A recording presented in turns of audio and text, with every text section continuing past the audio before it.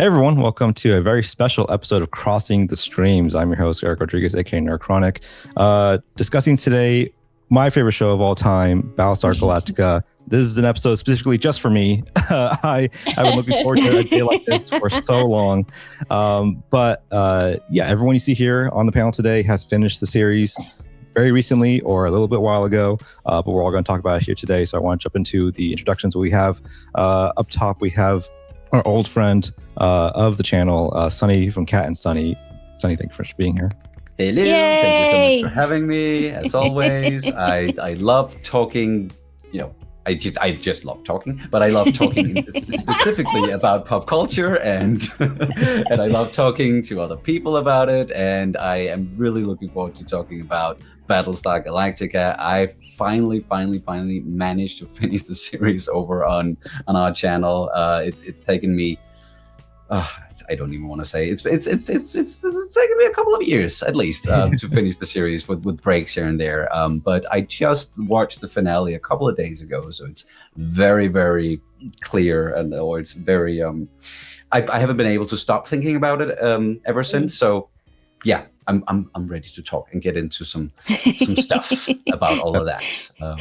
Yeah, that's great. Looking forward. That's perfect balance for what we need today, because we also have Mickey, who just finished it not as recently but relatively recently with his channel, The Normies. Mickey, thank you for being here. Good to be here. I had also previously seen it like a while ago, so it Right. was an interesting position to be in, like having seen it. It was fun. Yeah. It was like live reactions for me. I was like, okay, I understand our genre now. Yeah, I get it. yeah. You get to be the surge of that to his loss. So to speak. Right. Yeah, exactly. We also have Kat from their channel. Kat, not Kat, it's Sonny. Sorry. From Gallifrey Pals. Kat, thank you for being here. Yes. Hi. Hello. Excited to be here. I also, Paula Deming, who is also on the channel, could not make it today, but she says hello and sends her love. We finished BSG last year in September, so still somewhat fresh in my mind, and very excited to chit chat about this show. And in general, Sonny, so relatable. I love talking. Okay. And last but certainly not least, we have Angela from her channel, Funny Little Gal Reacts. Angela, thank you for being here. Thank you for having me. It's been a while since I finished, but it's like one of those things that I got so excited when other people started doing reactions, because when you do it alone, you kind of don't know like what the general consensus is of something. You only know your own personal opinion. So it was really nice seeing other people watch it and kind of go, okay, I wasn't that far off base with something. So yeah, it's thank you guys for doing reactions. I appreciate that. Angela, that's how we found each other. Isn't I it? know. Was it BSG? I think it was. I'm so excited. Yeah. Yeah. And now Angela's doing the Doctor Who run. So Yes. you're Nice. following Kat's footprints in that regard. So Yes. Oh, what doctor are you up to? Or did you start from Eccleston? I started from Eccleston, and actually last night I finished, what was it, Day of the Doctor, so I still have the Christmas one to go to. Oh, nice. Which that just brought like a tear to my eye, because I don't want to say it was traumatic, because it wasn't traumatic, but I cry a lot, so yeah. Oh, girl, I felt same. things. I felt That's an things. appropriate one. Yeah, that's good stuff. That's good I've stuff. watched Doctor Who probably over 10 times through, because it's one of my favorite shows, and I cry every single time. It's wonderful. I love it. We watched the 50th anniversary movie when it came in theaters, and then same. And then I think I watched a few more episodes of like Eccleston, but I think that's kind of around where I stopped. So I need to go back. It's really weird when I've seen House of the Dragon first, and that was my introduction to Matt Smith, and then to see him as the Doctor, I was like, Oh, well, that's What a very shift. different people. My Yeah. goodness. What a shift. So just wait till you get that comparison. For sure. Yeah. Imagine those are two very different characters. It's the same thing with David Tennant and like being the Doctor in Kilgrave. You're just like, wow, those are very two different characters. Oh, Yeah. Yeah, but yeah, I'll definitely have you on for that for a whole another discussion about Doctor Who when you're finished with, Yeah. with at least Master I'm, Crunch. I'm there. I would love to have therapy about Doctor Who. Yeah. But yeah, like you mentioned though, for Battlestar, similarly, I watched the show when it aired, so a good while ago, and then yeah, that was before reactions, that was before internet discourse like we have it today, and so I was stuck with my own thoughts for a long time with it, and I would relive it through full rewatches with other people. I watched it with my family, with my friends. I've seen it, not even counting reactions. I've seen it about 8 times over, just with other Okay. people, by myself as well, and just going through it again. And yeah, it is my favorite show of all time. There have definitely been shows that have since then, climbed up the ranks right next to it. But this is the first. This is the first show that I was really blown away by when I was younger, and then over time, it has just sort of solidified itself in just like the place in my heart of what it did and or what it means to me. So I was really happy to see everyone's reactions to it started up over the last few years, because again, it's one of those things where like I can relive it now again through other people's eyes and see what they think about it and hear it directly from them.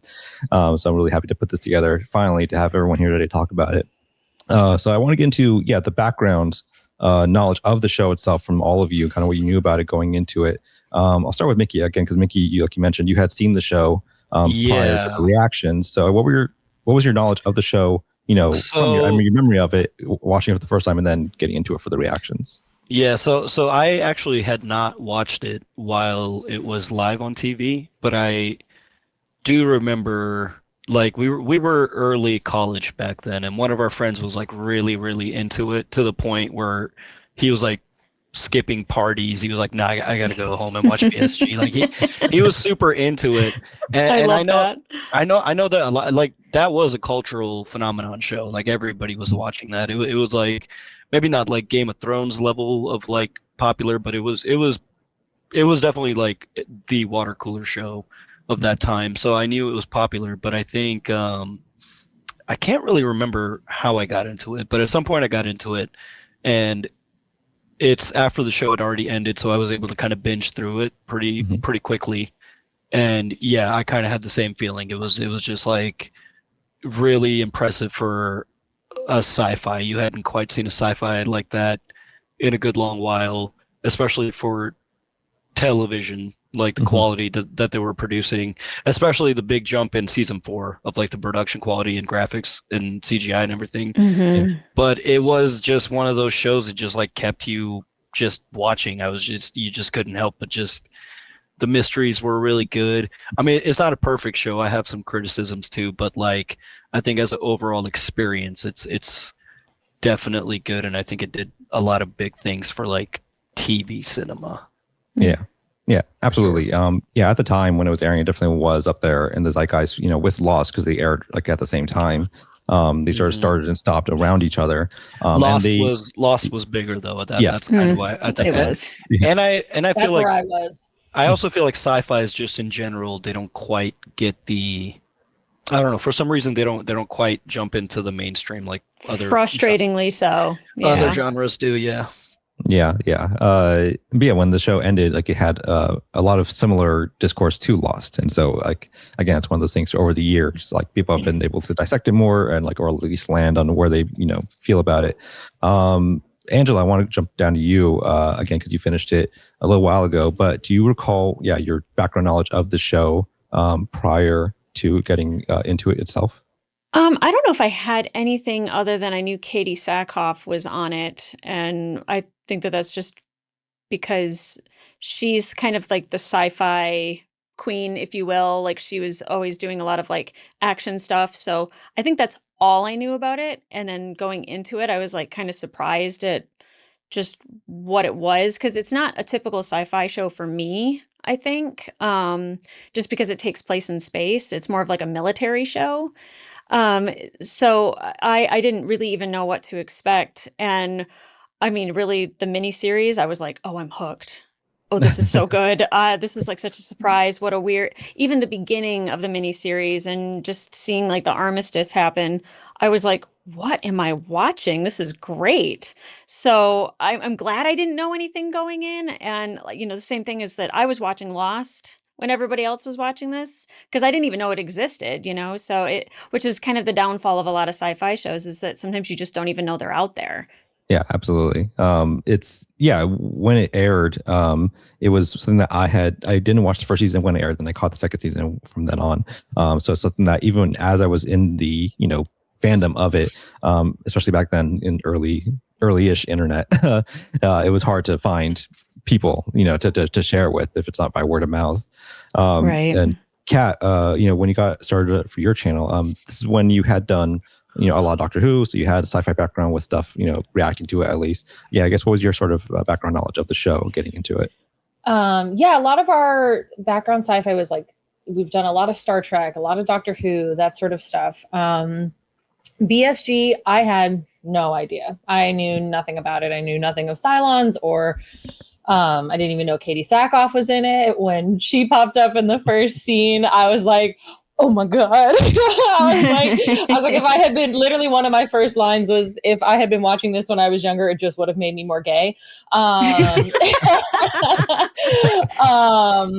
But I knew nothing.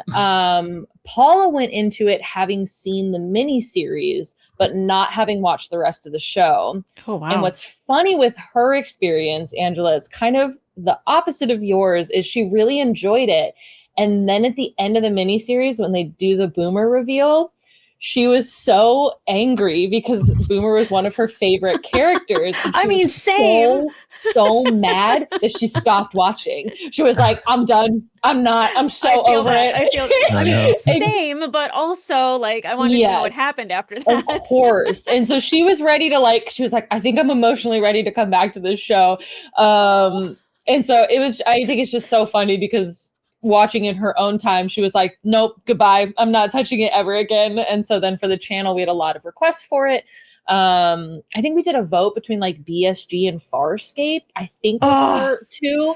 I know that you watched it. Yeah. I just finished Farscape. It's the best thing I've ever watched in my life. Yes. And so good. Our patrons voted on BSG, which at the same time, a lot of people were like, this is a very emotionally intense show. Like, we sometimes have pretty big like criticisms when it gets heavily emotional and stuff, and the internet isn't always a big fan of that. Oh, really? People don't like criticism of their favorite. What? Huh? So yeah, we were, but still very excited to get into it. And by the end of the miniseries, Paula was like, no, I'm in. I want to see what happens. So she had had her time to step away from it. I was hooked. End of miniseries, I was like, well, I need more answers. I got to know more. So I went in very blind. Yeah, it's funny. I think this might be the show, again, because I was probably also late high school, early college, maybe. I can't remember when this aired. And so this might be the show that sort of taught me how to take in criticism of something you really love and not be like super offended by it, or I'll just try to digest and see where people are coming from with it. Sonny, you have the least amount of time to sit with it since you finished it, so you have it all sort of sitting in your head still. I guess what was your understanding of the show before you got started with it for your watch alongs? Well, like I knew that there was a show called Battlestar Galactica, and especially also you guys have mentioned her a couple of times now, but because of Katie Sackhoff, I knew she was in it, and she talked about it a lot of times. I knew it was one of those like sci-fi staples. Like if you're really into sci-fi, you need to watch Battlestar Galactica, among others as well. But just when you guys mentioned Lost, like it was apparently airing at the same time as Lost, and that's not something that I knew about back then at all. I don't even think that it aired here in Denmark, so it makes sense that I had no knowledge about it. We didn't get a lot of genre stuff for the 90s, early 2000s, and then it kind of started, and it wasn't really until the rise of all the streaming platforms that we all of a sudden had access to many of the series and movies that I'm sure you guys grew up on. So like I've just been playing catch up here. But at least I knew I wanted to get into a sci-fi series on my own on the channel, and everybody kept recommending Battlestar Galactica, and I thought, okay, this is the time to get into it. And as soon as I watched, well, of course, started with the miniseries and watched the first part. I think it didn't take more than 5 minutes max, and I just knew, yes, this is right up my alley. This is my jam. I'm ready for it. And then, like, when that one of the opening scenes with Rosalind, when she is sitting and talking to the doctor, and there's like these big open windows, I immediately noticed the Serenity flying by. I'm like, okay, whoever made this, just like, I already watched Firefly, of course, and then it was just I was about to say full steam ahead from there on. It wasn't really. For any of you guys like watching who know me and our channel, then you also know that I've had plenty of little breaks in between.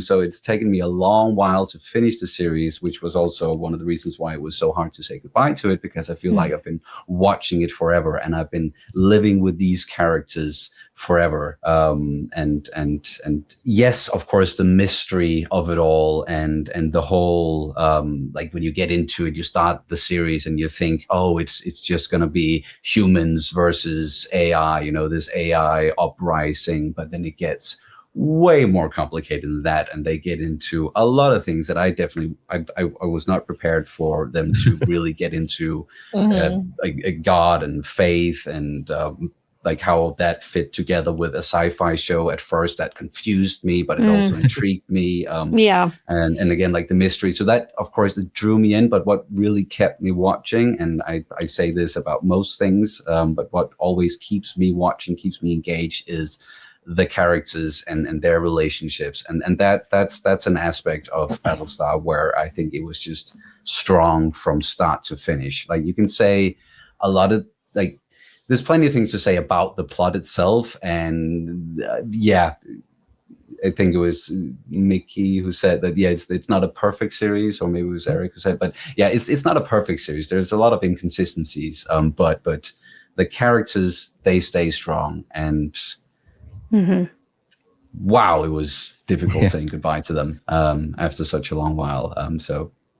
Amazing series, and I'm so glad that I finished it. It took a time while for this. I appreciate it. I think you might have sat with it almost as long as, you know, we were sitting with it, watching it live when it aired. Just, you know, good year. Pretty and much, it sucks because, like, when this was early on in TV, or we actually don't do as much anymore because seasons are so short.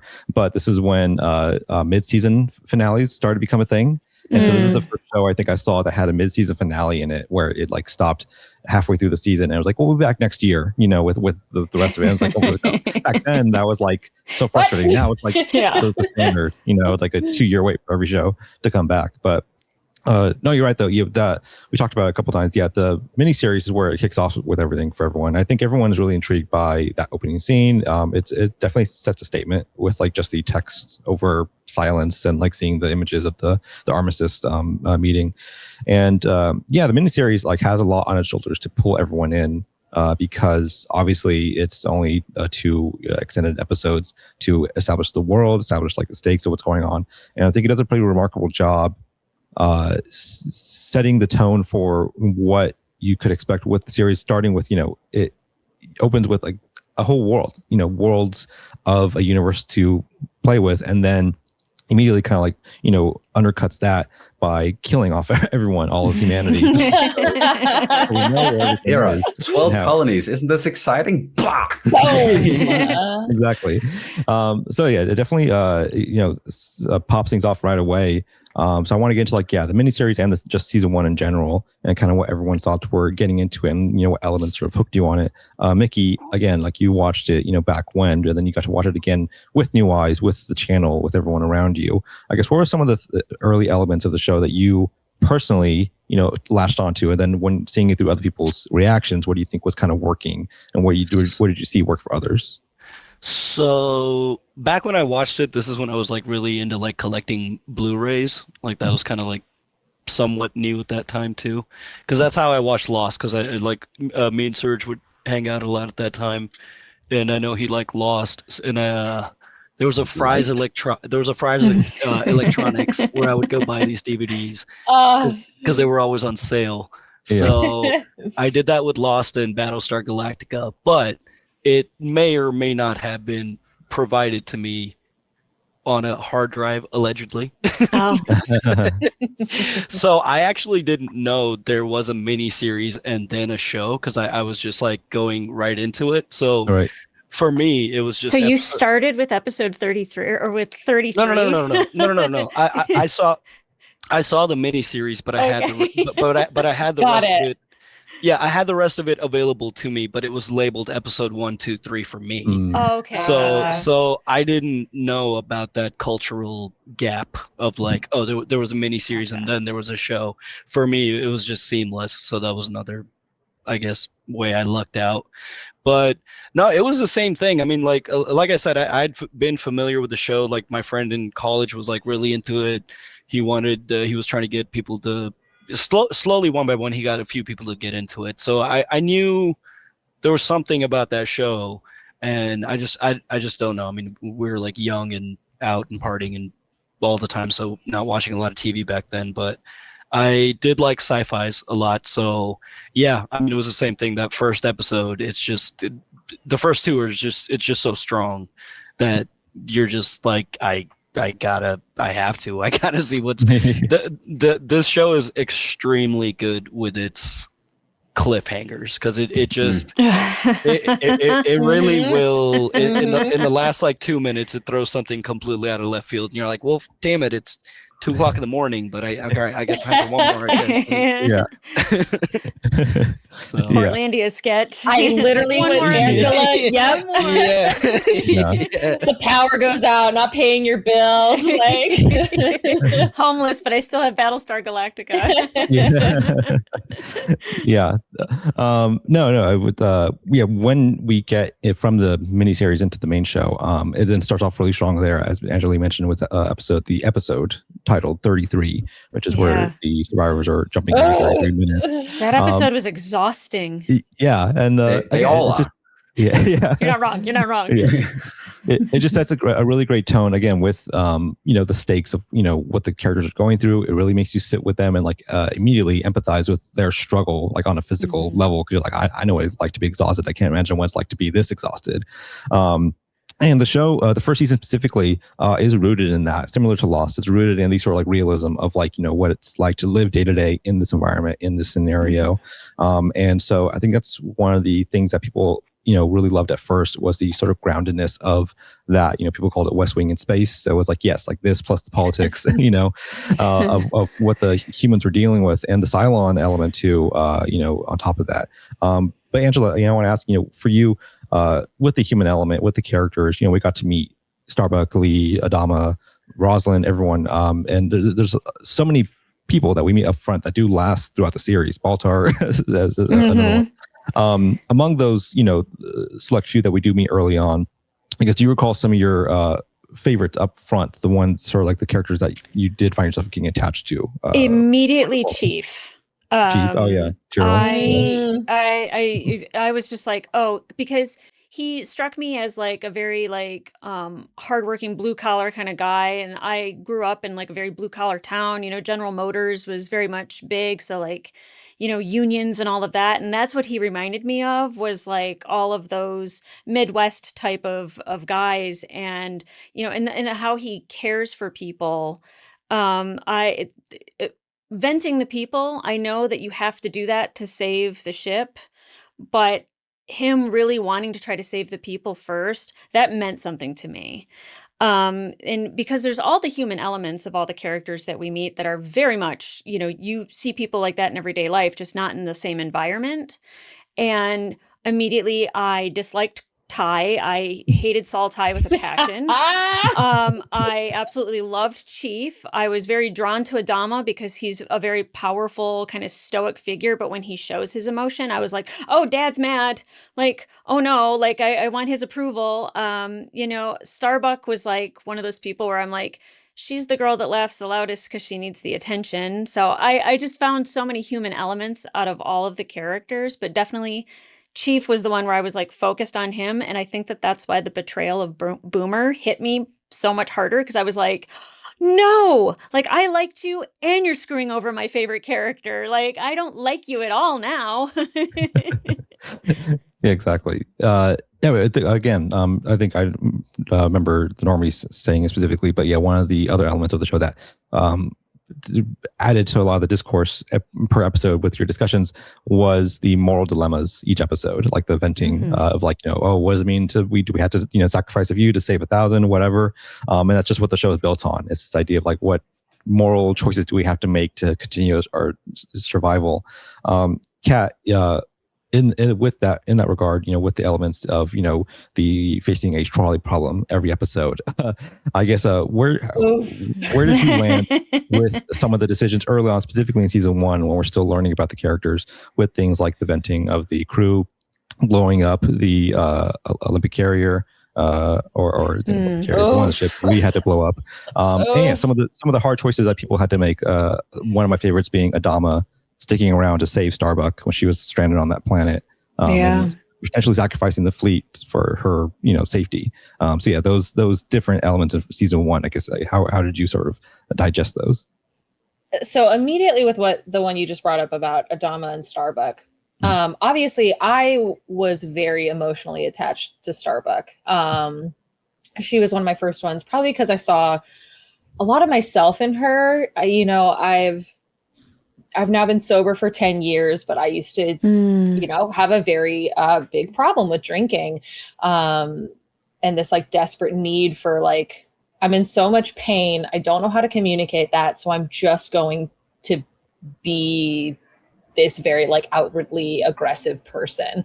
And her relationship with Adama is so special and complicated, right? And so that episode specifically, as an audience member, I was like, you can't leave. Like that's your daughter. You cannot leave her behind. Yeah. But in the perspective of like being those characters in the show, it is so irresponsible, right? Like you're putting so many people at risk.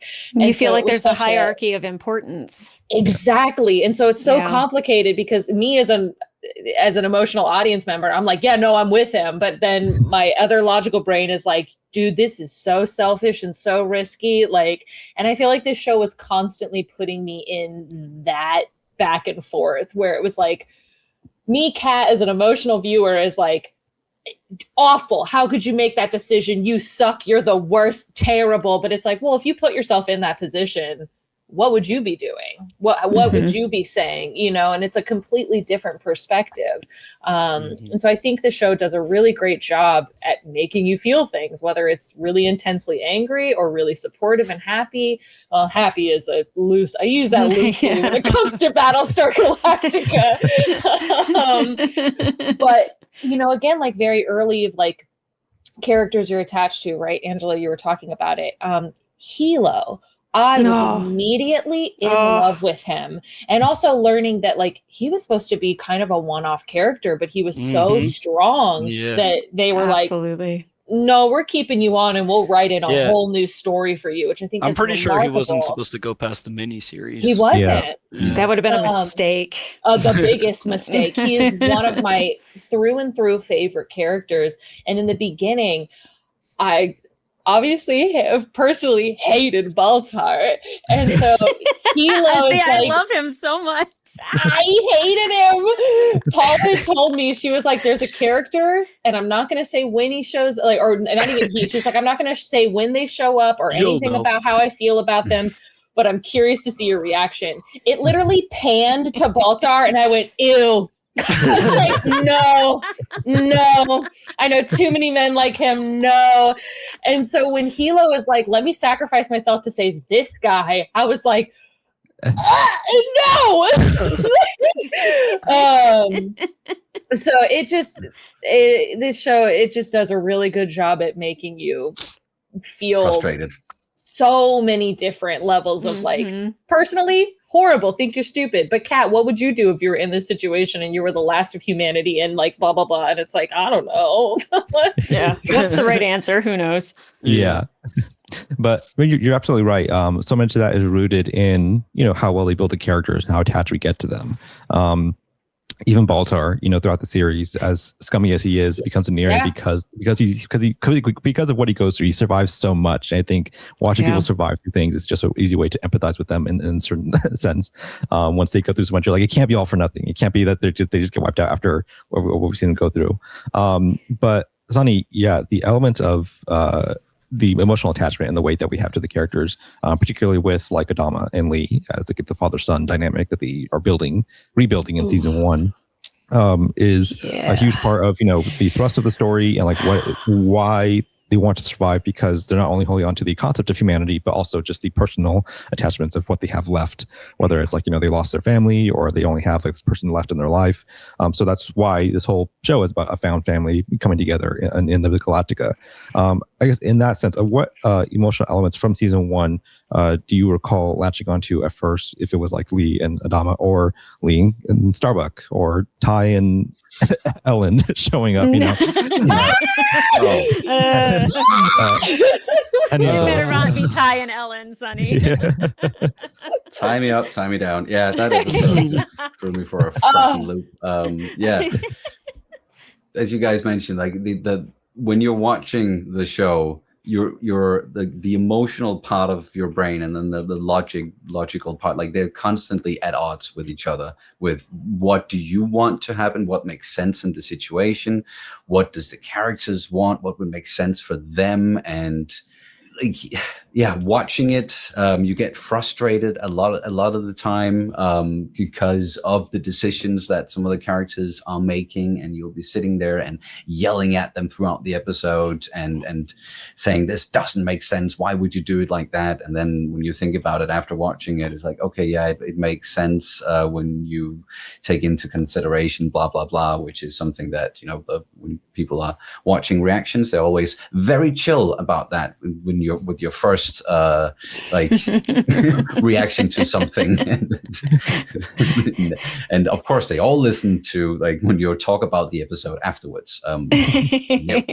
But what really drew me in, like emotionally, of course, was like to begin with like just seeing like the devastation in the miniseries, with them losing the 12 colonies, them ending up on this ship together, this small fleet.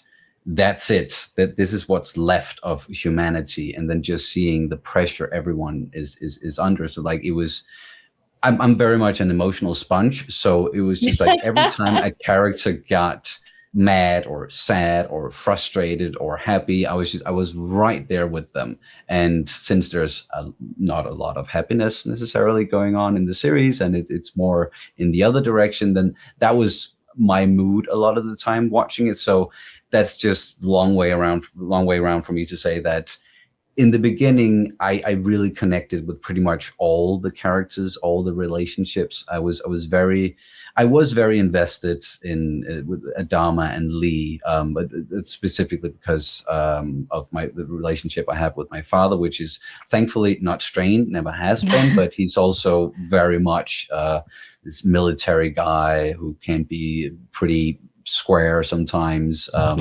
which is another aspect of the series that it was so infuriating to me to begin with, or a lot of the time was just, okay, sure, we have protocols and you're in the military, it's all like that's how we used to do it, but we are literally dying. Can we just some leeway here or something?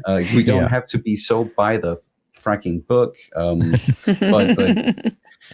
But then, of course, like when you then think of the situation that they're in, they have to make decisions like that and sacrifices and so on and so forth. So like, no matter how frustrating it is watching it, of course it makes sense a lot of the time in the moment. And even when it doesn't, like even when a character goes, like because that happened a lot throughout the series, where a character will say one thing and then they'll do another thing, or they'll react in a way where you're like, that is so not you. Like why like that's not bad writing, but the characters, they're not being true to who they are. But that's also life. That's real. Like I've done things plenty of times where I was like, why the frack did I say or do that? That's not me, but it's like, it's the situation that you're in. So it's just constantly trying to understand what's going on and why. That was both the intriguing part to me, but also what triggered a lot of the emotional responses. So yeah. Yeah, absolutely. If I could just quickly interject with the amount of times Paula and I were screaming at Lee and Adama to hug. We were just like, hug your son, damn it. Just hug your child. Oh my God. Like, you lost your other son. Will you please keep this one? Just hug each other. There's no hugs in the military. I hate it. Just constantly waiting for the line. Permission to hug, sir. Sad. But you're absolutely right. The show does, I think, a pretty good job putting the characters in stressful scenarios where they then act out a character sometimes. But one thing I like about the show is like it never really tries to justify like their wrong decisions in a way where you're like, oh well, like they did this because of like you know that they're wrong, and like but it's consistent at least with the wrongness that they do peek into sometimes. You're like, okay, I understand why they did it without having to be sort of spoon fed of like, oh, it's because of this thing. There's definitely moments where you can disagree with Adama about a decision and the way he chose to approach something, and Starbuck and Ty and so on, and a lot of those elements lead into season 2 when things get even crazier, because again, after season 1, like we're starting to learn about everyone, but season 2, after the initial writing phase, we can then start to explore different elements of the characters and different depths that they can go to when you're pushing them. Season 2, being in the middle of the series, like an act 2 of a story, is where things usually get darker, get more stressful. They put through the ringer even more so. A large element of that in season 2 is the Pegasus. I think the Pegasus is such a turning point in the series in terms of like the characters, but also the darkness that the series can peek into. Mickey, I guess, what were your thoughts on the inclusion of the Pegasus? Again, watching it for the first time, but then again, like the sitting with everyone else, the speculation that happens around it, and the sort of revelation of what they're dealing with once that arc comes to fruition. Yeah, I mean, it was. I remember my jaw dropping, being like, "Oh, dude, we have another Battlestar." It was like this moment of like hope. Yay! Yeah, it was this moment of hope finally of like, okay, we got some backup now.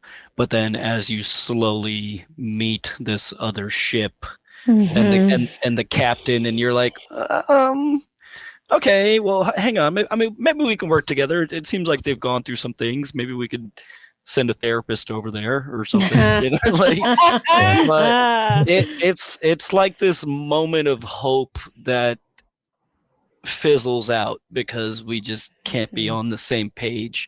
So it was a bittersweet thing. But I also wanted to add on a point to what we were just talking about. I think one of the best things regarding like the show doing a lot of trolley problems, I think one of the best things the show does is a lot of the questions it poses does have extremely obvious answers if humanity is alive and intact. Right. Like I don't want to jump ahead, but like, for example, like abortion ban, like forcing people to have birth. Obvious answer is clearly not a good idea, but when there's 37,000 people left, suddenly it's not so easy to make. Cut and dry. So I think that's part of that emotional stress is like, what the right answer is, but they've somehow managed to produce a situation where you're like, well, damn it, maybe we might have to do the other thing. I don't know. Yeah. But the Pegasus, going back to that, yeah, it was this high of like, oh man, good things are going to happen. Oh no, they're evil. Oh god, this will get it can get worse. It can get worse. So yeah. It was a shock. Yeah. It's like I said, one of the, I think, darker points of the series up front before we even get into like, more stuff, in the subsequent seasons. And that plus like the other stressors that you're talking about, like the abortion ban and stuff like that, I want to talk about Rosalind specifically, because Rosalind obviously is such a rock in the series next to Adama, and she is also at the forefront of these events like the Pegasus and the abortion stuff. And again, she's a character who you can easily, in some scenarios, really agree with her and cheer for her, but in other scenarios, be very frustrated with her decisions and what she wants to do. I one of my favorite moments in the series, particularly in the Pegasus arc, is when she's trying to moderate between Kane and Adama when they're at each other's throats. A line I always love, a really subtle line, is she's talking about, if they fought, she's like, I'm sure the Pegasus would prevail in any military, fight. And Adama just under his breath goes, I wouldn't bet on it. I just love how surly he is all the time with that stuff. But Rosalind, for season 2 specifically, is also at the forefront of the the spiritual aspect of the show, which starts to develop in season 2 even more so. It's hinted at very early on in season 1. Again, Mickey, if you can go back and watch, there's so many obviously clues and elements seeded into the beginning of the series that there's going to be more to the story than just survival and military and government stuff.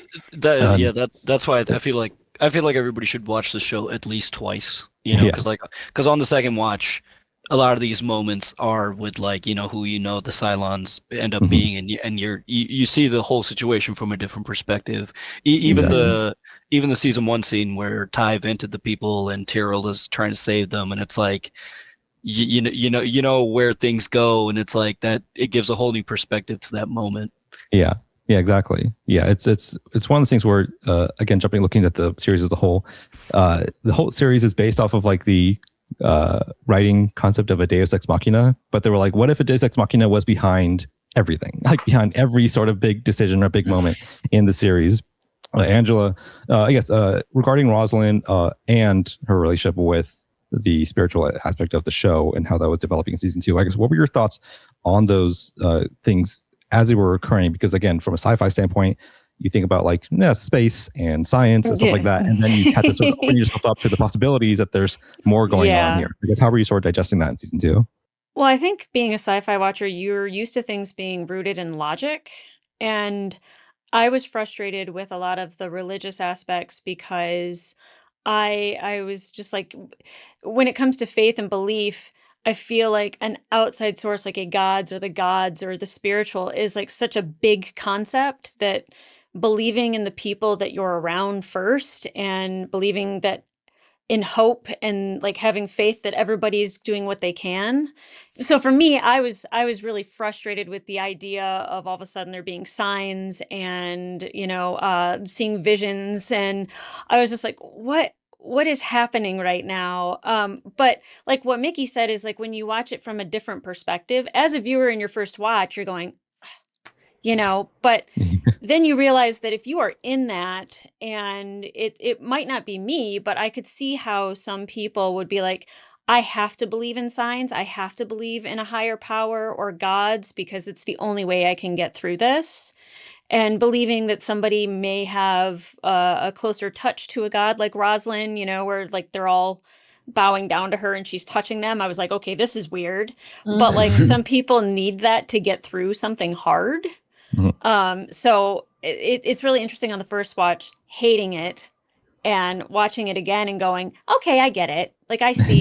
I see why that was important to put in there, because it is another part of being a human and going through tragedy, trials, questioning, is there a future? Is there hope? Is there an earth? Is there anything? I have to believe in something bigger than all of that. So it's really weird, the roller coaster that you do feel when you watch it the first time, and then the second time you kind of have a better understanding of the human nature of it all. Yeah, exactly. It's interesting to compare that to the Cylon aspect of the show too, because the Cylons are actually the ones sort of a huge part picture of the religious aspect of it, because they're the ones talking about the one true God and so on, and their whole sort of system up front in the first seasons are so spiritually based and very much wrapped in mystery of what they're aiming for.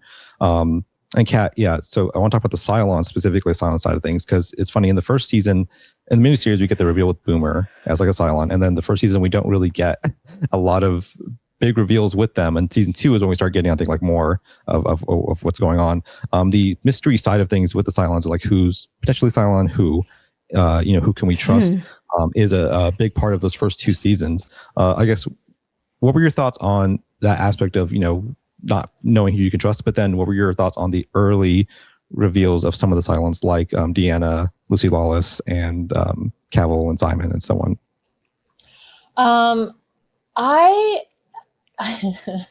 The Boomer reveal, I wasn't as upset about as Paula was originally, right? I was more intrigued, and then also it was that like, oh, they look like people. Who can you trust? And I'm a very mistrusting person.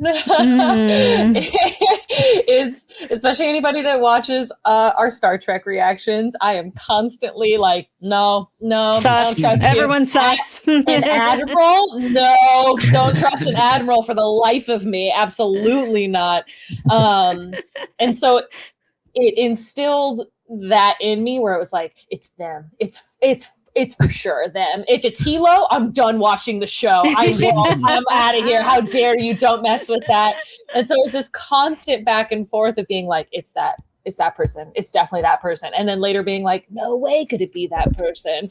In our Discord channel, attached to our Patreon, it was just a constant discussion of like, who could it be? Who not? Who this?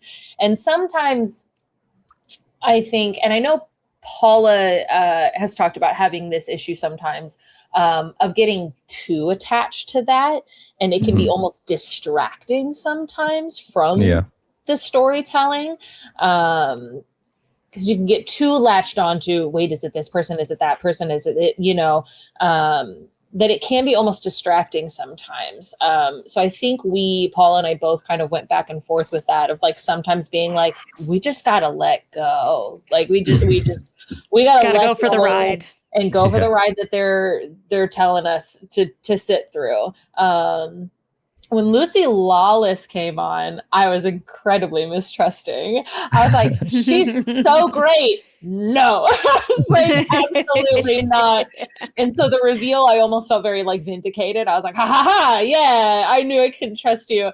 And then the Cavill thing was that was so funny. That scene that he has with Chief, right? When they're having this conversation, he's almost kind of like having this like therapeutic talk with him, about God and gods, and, Chief's going through his existential crisis of, am I a Cylon? Which is hilarious. Intimidated in the Cylon meetings. Everything. Yeah. Which is so funny. And Paula and I both were like, oh, we love this guy. Yeah, he's great. No way. He's not. Like, we were so committed to loving him and being like, thank God we have someone who's a little more grounded and helping. And then the reveal happens and we both were like, are you kidding me? The one person we trusted, and we're immediately backhanded with this. And the switch also, and how we were so in love with him as a character, and then immediately, oh God, I hated the rest of Cavill's time. I hated him so deeply. All the actors, remarkable. Not one actor on the show that was, bad, but gosh, did Dean Stockwell do such a good job at making me? I hated Cavill. I hated him to the very end. So yeah. It's funny how much of that their appearances is rooted in like maybe the assumption that you're like a longtime sci-fi or fantasy fan, because Lucy Lawless showing up, you'd be like, oh, she's here for a cameo because she's Xena. And same thing with Dean Stockwell. Yeah, you'd be like, oh, he's showing up because he's the guy from Quantum Leap. So it's like you might not expect that they're going to be sticking around that long if you're familiar with their previous work. So it gives a good curveball to throw at you. Sonny, in that regard, the reveal of Cavill being Cylon is when we able to see him. It's the most subtle one, I think, because it's one where we see him on the ship and also on Caprica, at the same time. And so it's just letting us know, like, oh, there's two of them. So like you pick it up and then see later they confirm it. But the Caprica stuff with Anders specifically was another aspect of season 2. We got to develop more with Starbuck and what that meant for her relationship there. I guess those multiple storylines with Caprica, with Starbuck and the Galactica and so on. I guess what were your thoughts on how that sort of developed into what we would eventually get with their relationship going into season 3 and onward? Well, I like that we got to or we got to get more stuff going on elsewhere besides in the fleet and just hallways and stuff. So it's nice just for the series to go someplace else.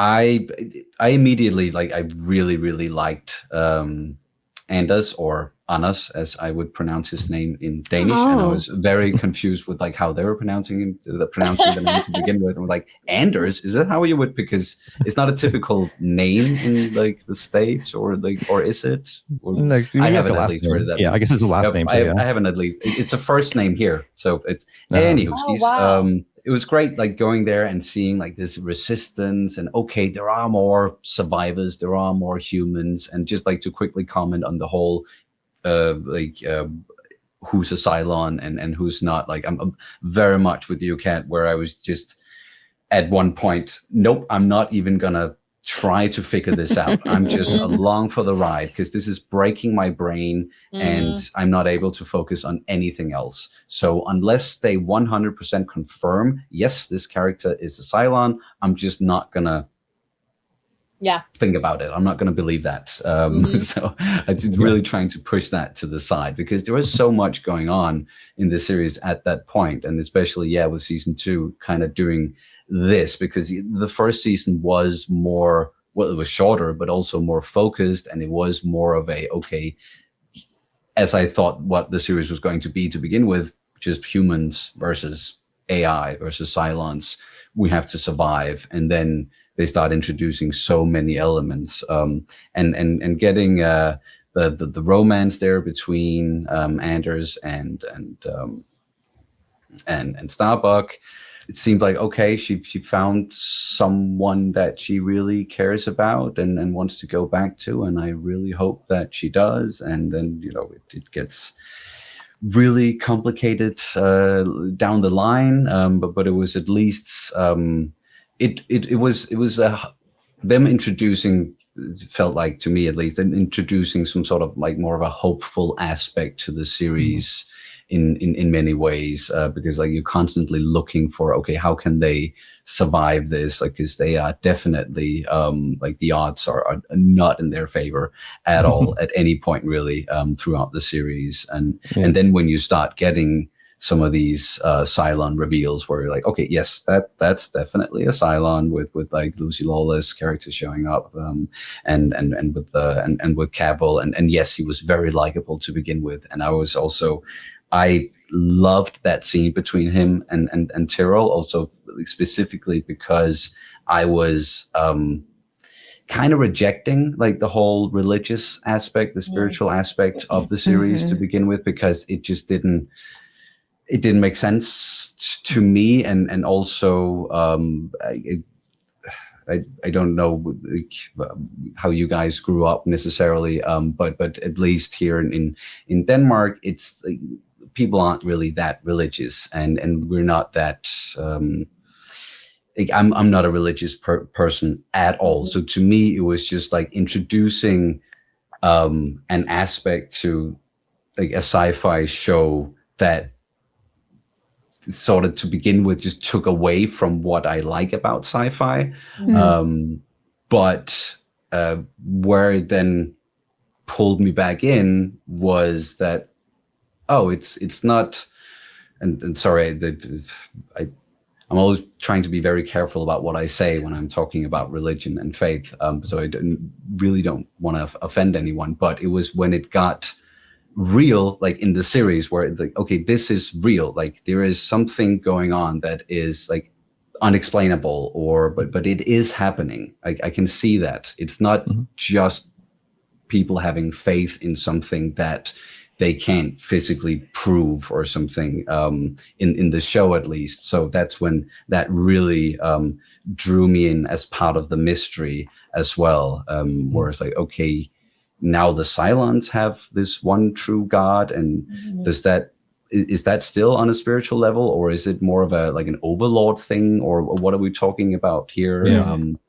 And that's still, without jumping too far ahead, but that still remains like it's not they don't answer that in the series. The only thing you get towards the end is just a quick line from Baltar saying that it doesn't like being called God or God. So it's an it. Yeah.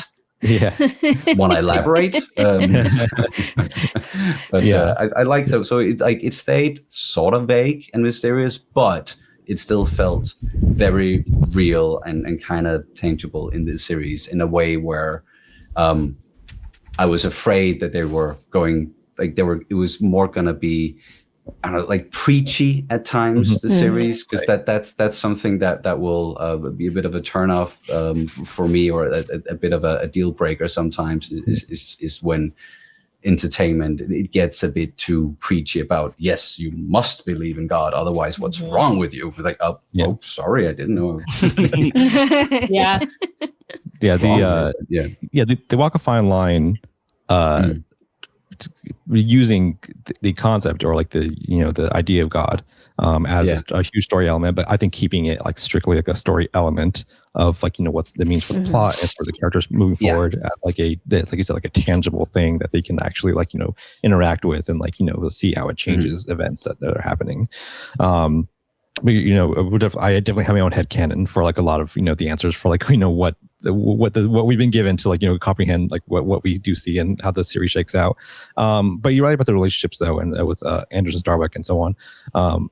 Mickey, that leads us into season 3, particularly with the New Caprica stuff, and we're going to talk about New Caprica at length with like what it means for the story itself, but largely what it means for the relationships, because that's when we have the year time jump, and so now we are sort of put into corners with Starbuck marrying Anders, Lee marrying Dee, Ty and Ellen going down, Callie and Tyrell. So a lot of like things to sort of like put a shot in the arm of the series to like pair people together. It's funny. I think when the show aired, this was easier to swallow, but it really does want to paint, I think, like Starbuck and Lee as this like really romantic couple. I think, but now with a modern lens, so many people are like, no, don't. Volatile, so volatile. It's My so messy. least favorite aspect of the entire series. Yeah, Absolutely. it's just so messy. And I'm just going to jump in real quick and say, I think Ronald D. Moore's got interesting perspectives when it comes to relationships. To I romance don't as always well. agree with. I think Billy's death was the butterfly event. It was, Yeah. like that was the catalyst for all chaos. Yeah. But season 3 is a great example of needing to watch this show twice, or maybe it's just a sign of the times, because like the New Caprica stuff back then, I was like, what is this? Like, what are we doing? Like, like we're on the ground now. Like it felt just kind of out of nowhere. It was still cool. Like there were some really good parts, but then we quickly go back into space. So like on first viewing, that whole part of the show was kind of forgettable to me. I almost was like, that was a bit of a gas leak. We kind of just did some things and then quickly walked it back. But on the second viewing, I was like, oh my God, this is a masterpiece. It is unfortunately relevant in whatever's whatever's happening today. So I definitely enjoyed it more the second time.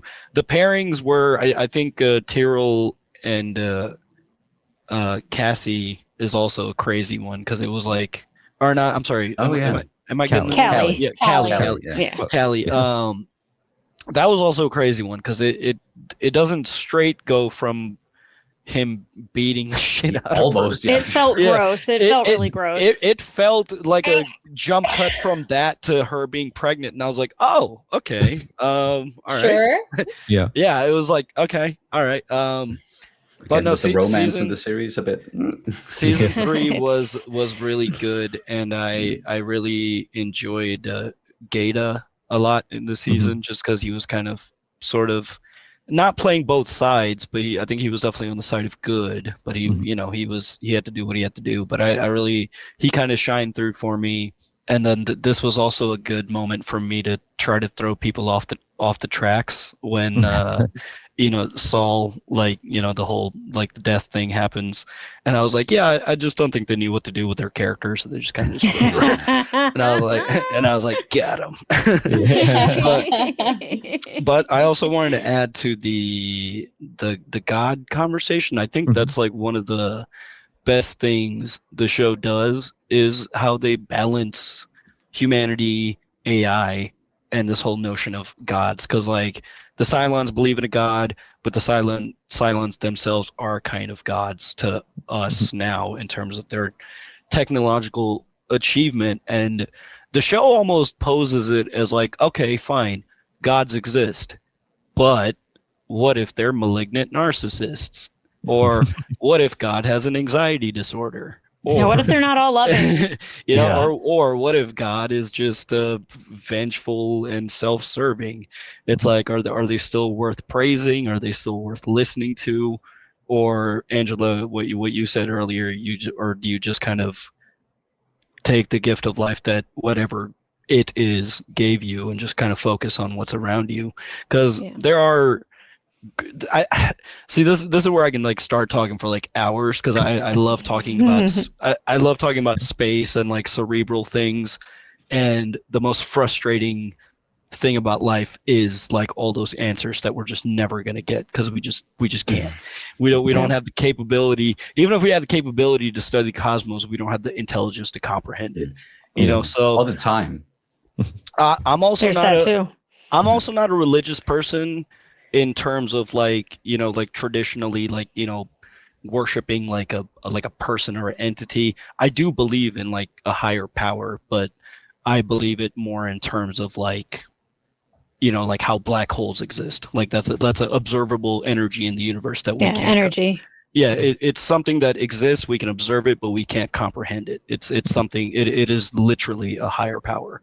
So I choose to believe in it like that, and I do think that there is like threads that can pull you in the right direction in life if you're just like paying attention. I do feel like there's like this thing that can lead you, but I don't put like a face or a backstory to it. But no, season 3 was great on a second viewing. I enjoyed the New Caprica stuff a lot on a rewatch. I mean, if we're getting into like a sci-fi tangent, if like if you talk about theory of relativity and stuff like that, like, there's this argument that are like of the idea of faith, which is just like our fate is predetermined by light and like how we perceive it and like travel, like so on. There's a whole book I have on like the movie Arrival that's talking about like relativity and stuff like that, which is really great. It breaks that down. But going back to the show with New Caprica, like you said, it's one of those things where like on a first watch you might be like, oh, that was like a bit quick. It's one of those things where they tee up something really big at the end of the season, then this next season they kind of like fix that immediately and go back to the status quo. But what I do like about it a lot is how it resonates with the character. It changes a lot of people from then on, like Starbuck, Ty, Carol, like all of them do like break in like really significant ways that then last throughout the rest of the series, that they're kind of recovering from, and how it plays into their characters. Is Angela, I guess, in that regard, like in the New Caprica arc and how that plays into everyone's characterizations moving forward. I guess what were your thoughts on the turn in the series at that point?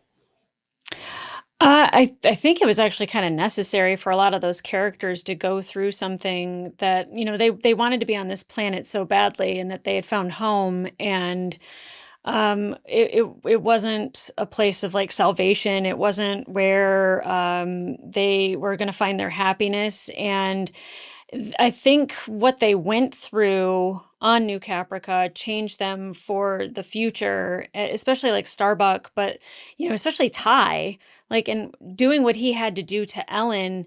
There's no coming back from that. I mean, there is if you have a resurrection chip and you are a Cylon. But like he made that ultimate choice to like this person that he's so passionate. It doesn't matter how toxic he is or they are together. They're passionate about each other, that like he still chose everyone else over her. And like how the different choice, it's not the different choice of venting. It's kind of the same thing, but that he could take somebody that is so close to him and do what needed to be done in his mind was mind-blowing to me. I was like, whoa, that put him on a completely different level.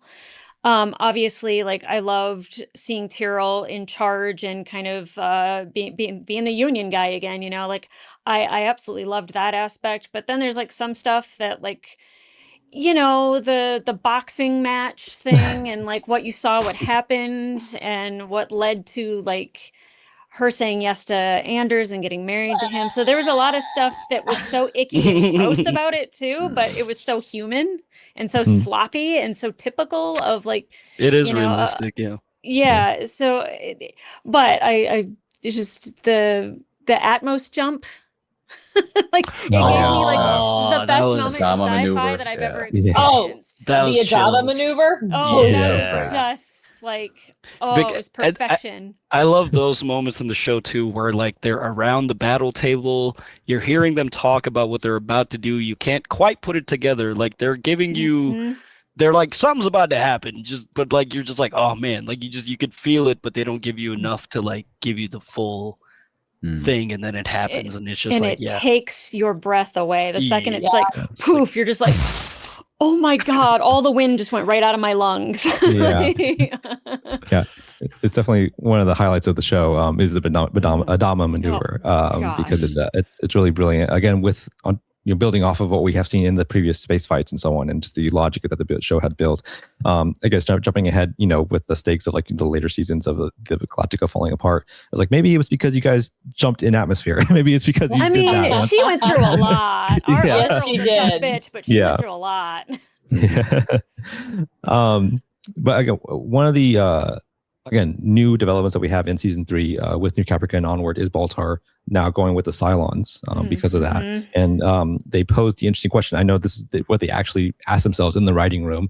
They asked, well, wait, if Baltar's with the Cylons, how are we not going to see the other Cylons, like all the other people who are supposed to be Cylons? How are they not going to be walking around? And we'll just like casually reveal who they are. So they had to develop the idea of the Final Five to keep it like a secret, even from the Cylons, that they wouldn't know. And which again became one of the more interesting aspects of the series, because that ties really into the whole religious aspect and like even like the bigger story of like what's going on with the cycle of this all happened before, all will happen again. So I guess pivoting again to the Cylons and Baltar's story with them, I guess what were your thoughts on how that was developing and the mystery around the final 5 that they were building up until the finale? I just have such complicated feelings about Baltar. James Callis is great, though. He played him beautifully. Remarkable. He is, again, the actor's just phenomenal, right? If they can make you either love or hate them that much, they're doing a good job, right? Yeah.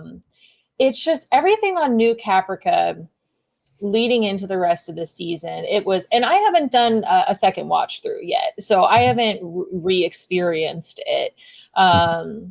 I'll be curious to do so and take it all in a different light, right?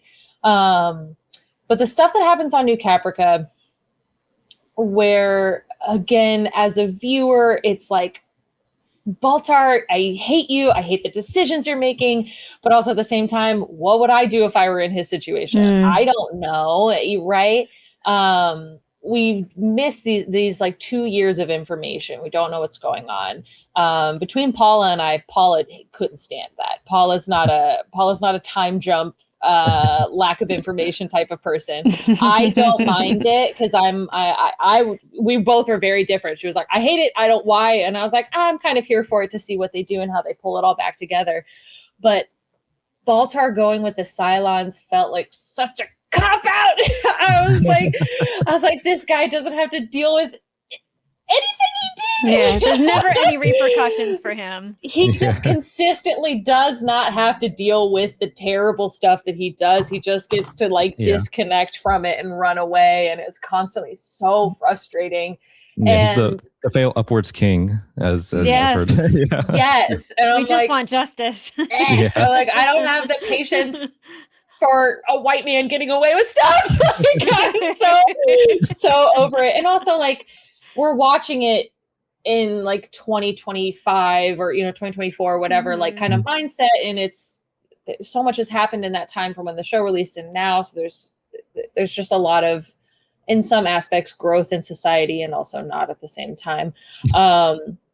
but he, again, I struggle with some of Ronald D. Moore's decisions and how he writes something, and especially when it comes to relationships and sexual relationships. And I just feel like Baltar was just so heavily relied on this kind of like sex appeal with Trisha Helfer's, Six, her character, that sometimes it was just really frustrating to watch. But then Yeah, he's incredibly intelligent, but so easily manipulated sexually. and I'm just like, Yeah.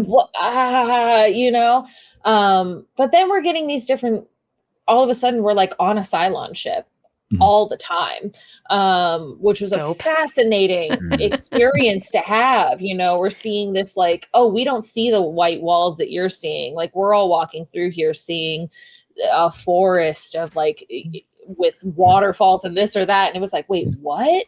So I do like that we got to use him as a tool to see on a Cylon ship and explore it in a way that we hadn't been able to before.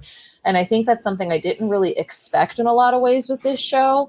I think, Sonny, you've mentioned it a couple times of like, oh, it's just humans versus Cylons, and that's what we're going to have. And then all of a sudden it's like, well, no, now we're seeing things through the Cylons' eyes and getting to experience their way of life. That I like that they did that throughout season 3, even while frustrated with a lot of it. It still, I think, was a very cool way to go about it. Yeah. That's again one of the pivots I think the show needed. At that point in which to see the other side of things and to start developing the Cylons a little more, especially if we're going to get into like a later season thrust of the story, is then to develop what does it mean to be fighting them at this point, rather than just like the mystery of like who they are. But the mystery is a key element still, because we still have 5 more Cylons to reveal, which they do in a big swoop at the end of the season 3 with the final 4 reveal of Tori, Anders, Tyrell, and Ty being the 4 of the final 5. Sonny, I guess, what were your thoughts on that reveal? Again, getting that sort of like just big, like here's all of them except for one. Here's a big thing, and the inclusion of the music, the all along the Watchtower motif coming in. That was, I think, to me at least, like one of the high points of like the series, and where it like everything for me at least like really came together. Like I thought it was such an amazing finale, the way that they presented it, at least, and the way they stitched it together in that episode, and with the music, and because I had sort of forced myself to not think about who's a Cylon and who isn't, it came as a nice surprise with a lot of these characters. Like, even though throughout the episodes, and you start like noticing, characters noticing the music, and you're like, why are only some of them noticing that? And okay, does that mean that there are Cylons? No, wait, I'm not going to commit to that. Like train of thought until it looks like it's exactly. You're sort of in denial, because of course you don't, when you're still under like the impression that all Cylons are bad, then you don't really want any of your characters that you care about to turn out to be Cylons. Because what's going to happen, and can they take control of them, and how does that even work? And there's so many questions involved in that. But like activating them through music, and just having that like carry through the finale, and just like it just crescendos. Is that how you use that word? In the end, when the song like really kicks in, and you get, they were just quoting all along the Watchtower. I wasn't just losing my mind here throughout the episodes.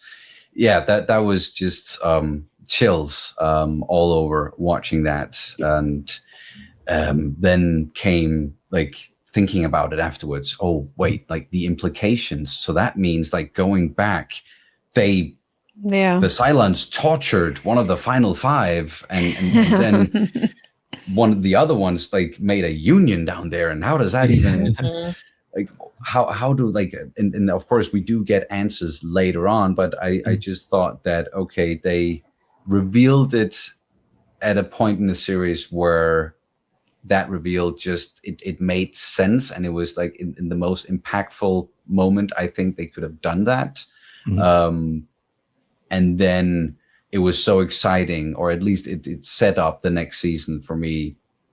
It made me that much more intrigued in what's gonna happen next. Now that this group of people, they know that they are Cylons, and then being part of the final five, how does that work? How does that fit into the prophecies and all the visions? And how much power do they then have? And like that was at least like one of the times in the series where, because as I said, like the characters and their relationships, it's always like the most important thing to me. But that's at least one of those times in the series where the plot and the mystery of it all, like it really took over, and especially then also because it meant a lot to the characters what was happening, and the implications there. So that was really exciting, but then also setting up a lot of confusion later on,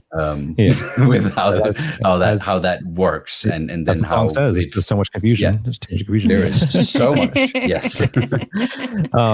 No, you're right though. It's like Mickey said, like the cliffhangers in the show is great. I mean, season 1 ending with the Dominic getting shot, and then season 2 new Caprica, and season 3 this reveal. It's true though. You know, that reveal only works so well because of how attached we are to the characters. It's not like even though the reveals with the others are really, fun. It's not the same level as because Lucy Lawless shows up for one episode and then she's revealed, and then Cal shows up for one episode, then he's revealed. These characters are the ones that we have been sitting with for 3 seasons now, and so there are a lot of implications of what it means for them to be silent. Like again, and also the mystery of like what does it mean because the other ones don't know who they are. So like what's the story there?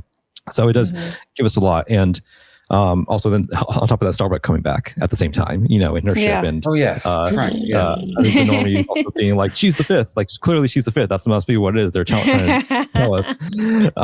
Good poker face there, Mickey. Yeah, good job, buddy. I think the greatest magic trick of this show, and why I do love and respect it about a lot of it, is that clearly, I think it's no secret, similar with Lost, that they didn't know a lot of this up front. They were writing this season and figuring things out along the way, and looking at what they had written and trying to be like, okay, what can we do now with those elements, and then like trying to make it interesting. And I think it's a really great masterclass in retroactively making things work in a through line without planning it from start to finish. They pick up what they can and then build it from there. So season 4 is the sort of culmination of all of that, because now that is the final season that they knew going into it. And so that's going to be, all the elements sort of like being pulled together with the Cylons, with the spiritual element, with Earth. And, what does that mean to be, searching for it still? Where are we going to find it? What does it mean if we get there? So again, kicking things off, we, get that season 4 start from that final 4 reveal. And it picks up right away, and we see that fake out of Ty shooting Adama in the face, which is a really great, fake out. I think it gets everyone for a brief moment, and it lingers long enough to make you think it's real. Getting into what it means for those characters and what they're trying to discover about themselves moving forward in that season is, again, a great mystery just with them, because they don't have any opportunities to get answers, because like they don't even know what they don't even know. But among them, right. But then Starbuck being in there as well throws a nice little monkey wrench into that, because then you start thinking, like I said, Mickey with the normies, start thinking like, how does she tie into this? Is she part of the final 5? Like, what does she mean that she came alone, stuff like that? So I guess Mickey, again, looking at it from back then when you experienced it yourself, and then looking at it through everyone's eyes and the speculation that you were able to see in real time, I guess what were your thoughts on how that season opened with all those mysteries? I think I thought the same thing, because that's just the most logical conclusion. But like it didn't. It wasn't like definitive that she was the 5th, because it's like, okay, they were so definitive about revealing that these are definitely 4 Cylons, but then Starbuck is back, and it logically makes sense, because how else could she be back? So I think I also thought the same thing, but they gave you enough, I think, verbal clues to be like, it's not what you think it is. So I think I kind of caught on to that before the others did. But yeah, that was the hardest part of me, just being like, should I correct them? Or I was like, no, I think I'm not saying anything. I'll just let them figure it out. But I was heartbroken about Saul because at that point you've gone through enough love-hate with him. But like his bromance with Admiral Adama, like by that point I was like all in on Saul. I was like, Saul is that dude, and then he turns out to be a Cylon. You're like, what? No, like that. Out of everybody, I think Saul was the most shocking for me because I was like, dude, what? He's been the EXO, like he's been right there, and then it gets you to think that like, oh man, they've had this plotted since the beginning, but like what is their role, because they're just finding out who they are, so like who's pulling the strings, what is happening. But the greatest addition to season 4 was just the insane jump in production quality. Like it was just I don't know, I don't know if they brought in just new cameras to shoot with or just like a whole new crew, but like I think it was widescreen. The cinematography was clearer. The CGI, it was just a way bigger budget. You could tell, because that season 4 premiere it's just nonstop. Yeah. That was one of the best premieres I've ever seen in any show. Yeah, that shot in the premiere when Andrews goes to fight in space, and we get that wide shot of this battle from his POV is really, really great. I love that shot. That was also like when he gets like scanned. Yeah. I thought he got activated. I was like, oh god. I know. Oh man. Yeah, season 4 was great because it was like you tell me or finding out that they were kind of sort of making it up as they go along. It makes sense, but it's also kind of impressive. I'm like, okay, I mean they pulled it off. Like it managed to turn out to be something good enough to like stand the test of time. I just want to say with the reveal of Ty being a Cylon, I think something I love so much about it is the behind the scenes of Michael Hogan being infuriated that he was a Cylon. Nice. I was looking into that when he was just like, it doesn't make any sense for the character. Like he was so upset as an actor. And I just thought that was so funny to sit with as like an audience member, to like kind of feel betrayed by it and know that he also felt betrayed by it. He thought he knew the character, and then but he really took that into he how used he it. Yeah. He used it because he good actor. No, because he was like, fine, I'm a Cylon, but I'm not a fucking turncoat. Like, so like he still was able to use it. And I wonder, I think that was a good choice. Maybe they did that because they knew it would piss him off. Like maybe it was just like a calculated risk. But I think it worked. I think it worked a lot. My jaw dropped with the Ellen reveal. I was like, Ellen? Like, what is not Ellen me? It was something Ellen that Paul I had and a list for forever, and it always said Ellen. That bitch is definitely a Cylon. I did not, because like Literally. when she died, I was like, good Jesus. But I was like, she has something back. She's definitely Paula, part of the ass. I did not expect that at all. That was pretty shocking.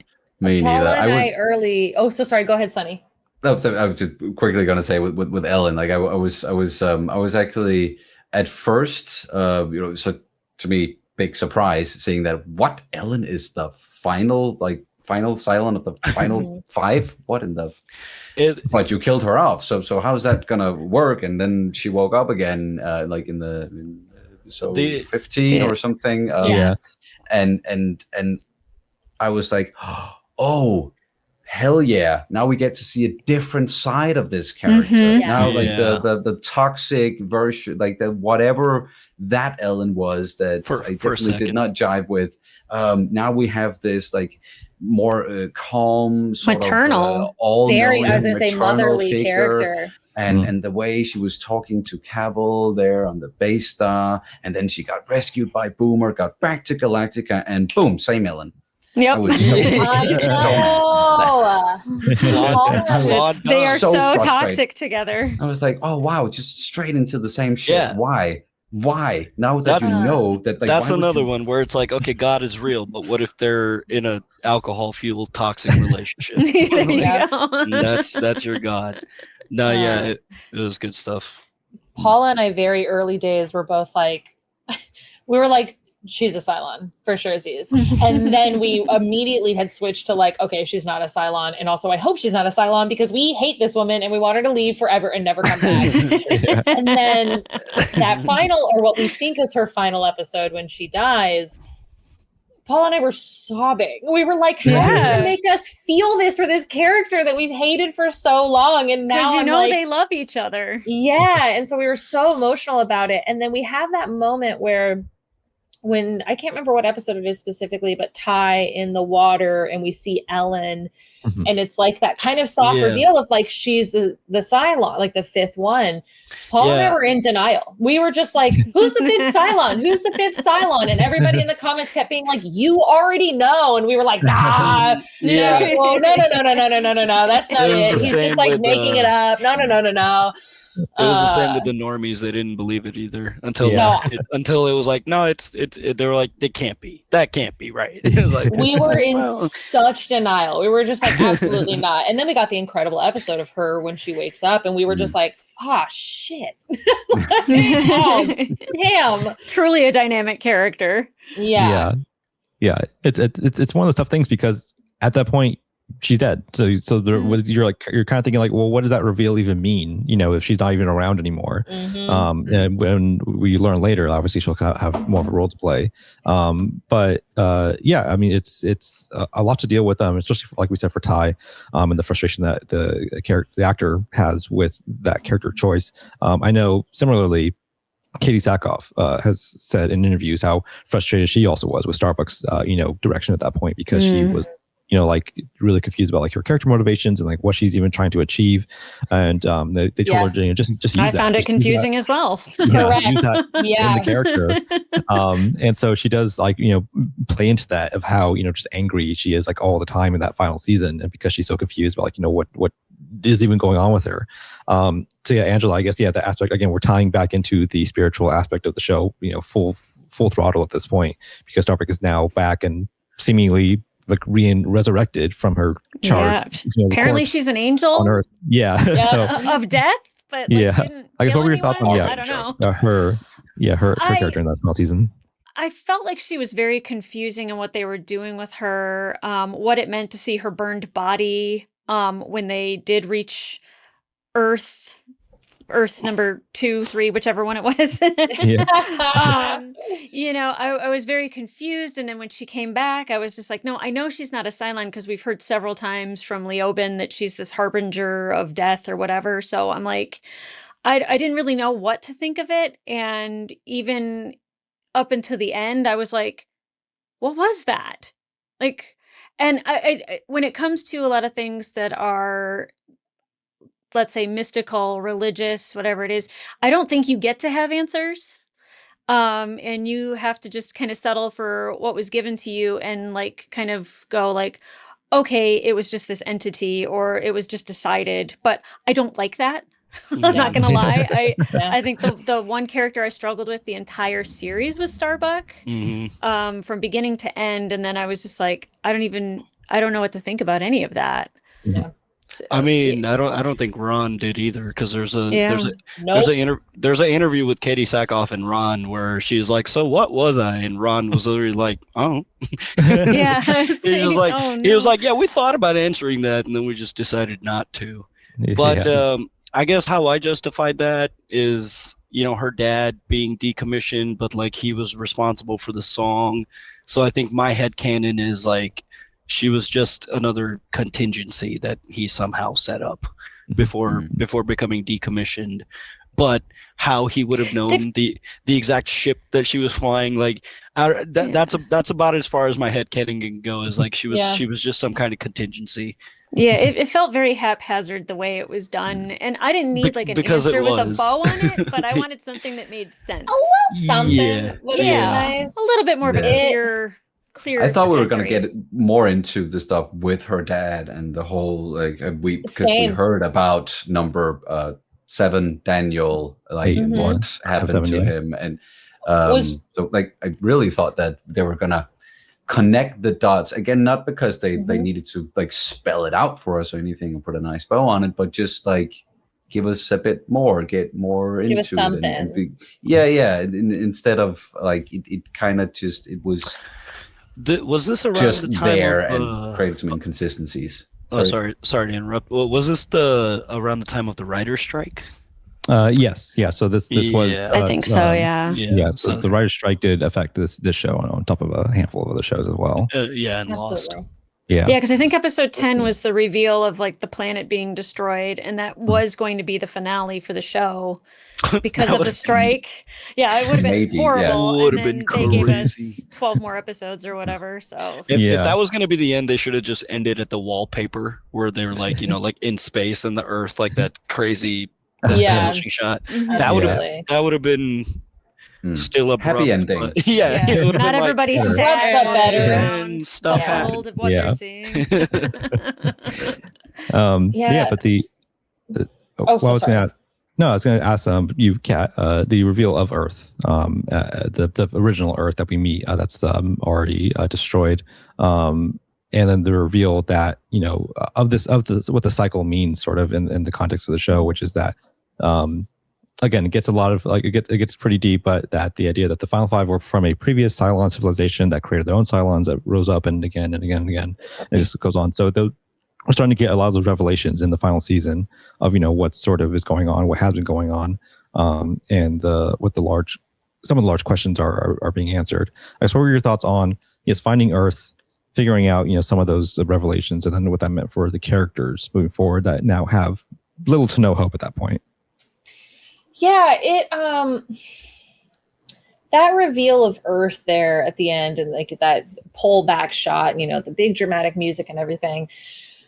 I remember Paul and I kind of laughing a little bit because it was like, oh, there's the United States, right? Because like they made the Earth look like our Earth. And so we were like, are we connecting it in this interesting way? And then it was like, no, this was a planet of Cylons and their Earth. And it just felt a little convoluted in a lot of ways. And then it's hard with this show because it's like there's such a lack of hope throughout. It is a consistent, very depressing show.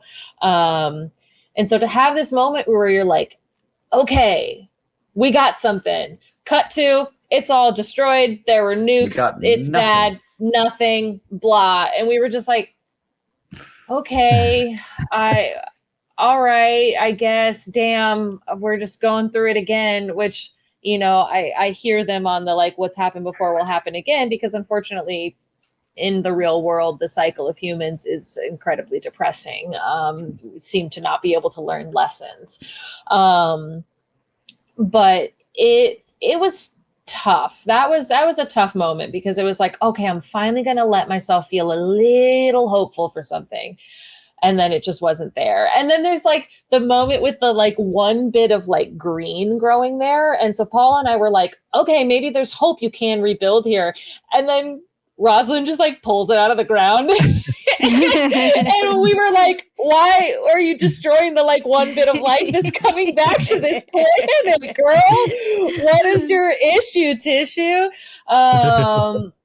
And so, yeah, it was an interesting roller coaster that was definitely, it just was very depressing in a lot of ways, which was hard because, and watching this show, I mean, gosh, when it released, it was post, 9/11. And so there's a lot of conversations happening there with that.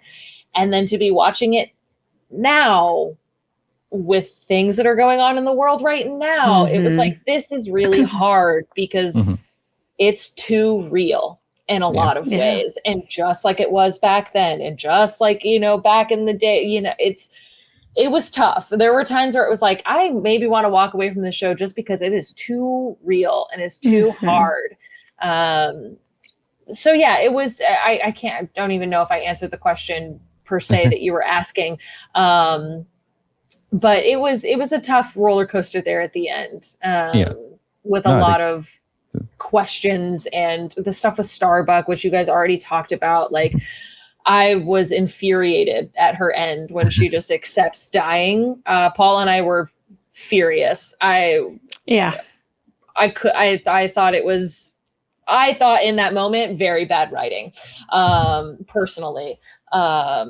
and so then her story coming back and not getting a lot of answers and being like, maybe Daniel's her father of this other Cylon. Like it just, there was a lot of, and again, writer strikes at the time, like that can do that with, you know, storytelling and whatnot. But it was a lot. I felt like Starbucks ending, and while I enjoyed it, you know, I know we're not quite there yet, but while I enjoyed the moment at the end where it was just like, I literally was like, oh, she's going to disappear. He's going to turn back. She's going to be gone. I knew it. But her story kind of felt like how I felt when Lost ended. Just like Starbucks' story is how I felt at the end of Lost. Yes. Which was there was no satisfaction in it. Yeah. Yeah, and because with Lost, it was this, like, what was it, season 1, season 2? I remember watching at a time and all of us being like, is it purgatory? And they were like, no, It's sideways. it's not that at all. And then to get at the end and be like, okay. So Our fanfic was way better. way better. And so there was a lot of that feeling in just Starbucks story, which was very interesting. So Yeah,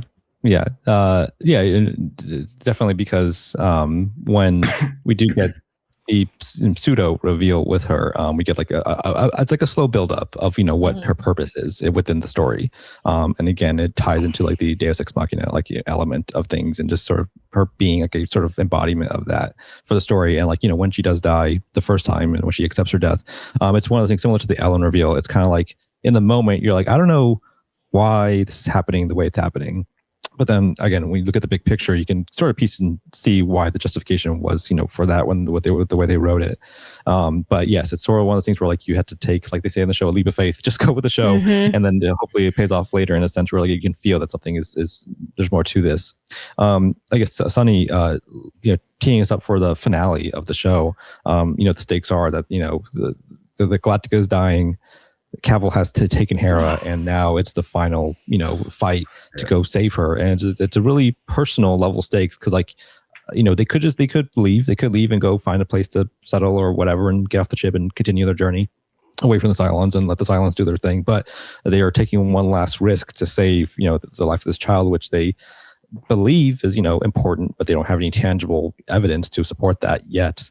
And so, yeah, what were your thoughts on, like, I guess, just the stakes of what it meant to getting to the finale and what they were trying to achieve? Well, yeah, going through the entire series where pretty much every episode is exhausting and they're going through so much and you're so frustrated as a viewer, both with what's happening, but also with the characters. So yeah, the actual leading up to finale, it didn't get less exhausting or anything, and they just like they really kept that going, and I could definitely also see, as you guys have very much alluded to, that like some things were just like, oh, was that really that well planned out towards the end, and does that really make sense? And that character seems sort of aimless now, and it did become clear that, okay, they didn't start out knowing exactly where they were going to end up, but taking into consideration then like just the circumstances of making the series back then, and that goes for, I'm pretty sure, like most creative endeavors, is like you don't know if like when you were gonna like just say that's it, I don't get a shot at a second season or movie or whatever. So you always have to be ready to sort of just, okay, we have to end the story here, and you can't plan too far ahead necessarily. But they still did a pretty good job, I think, of at least making it make sense to us as viewers in a way where I definitely accepted some of the things that I found a bit frustrating, and especially also, like you guys mentioned, with Starbuck and her character, and what even is she if she's not a Cylon? And like, because I don't have an issue with it, but it's not always exciting storytelling to me when there is this like all-knowing something guiding events, or it's all predetermined. You don't really get a say in your own destiny. It's magic. Storytelling. Yeah, it's magic. We just have this unknown something that's just like guiding the events.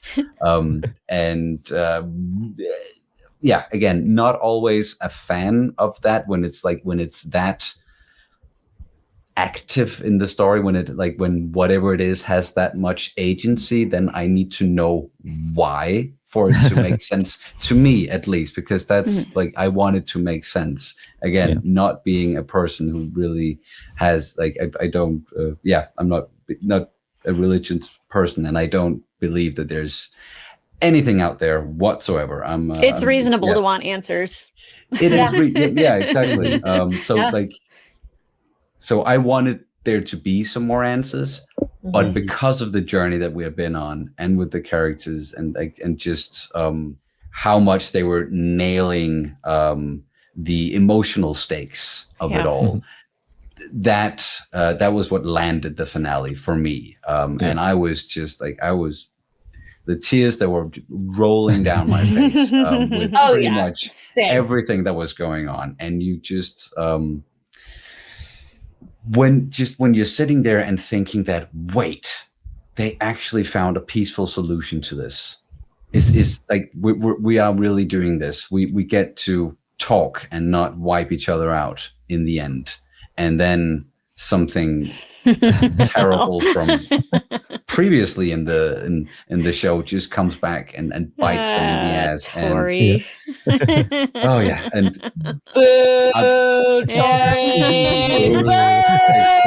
exactly. That was and that episode absolutely destroyed me, because like anything with like parents and children, that I'm done. Because I just watched it a couple of days ago, it's still so raw for me for some of these characters. And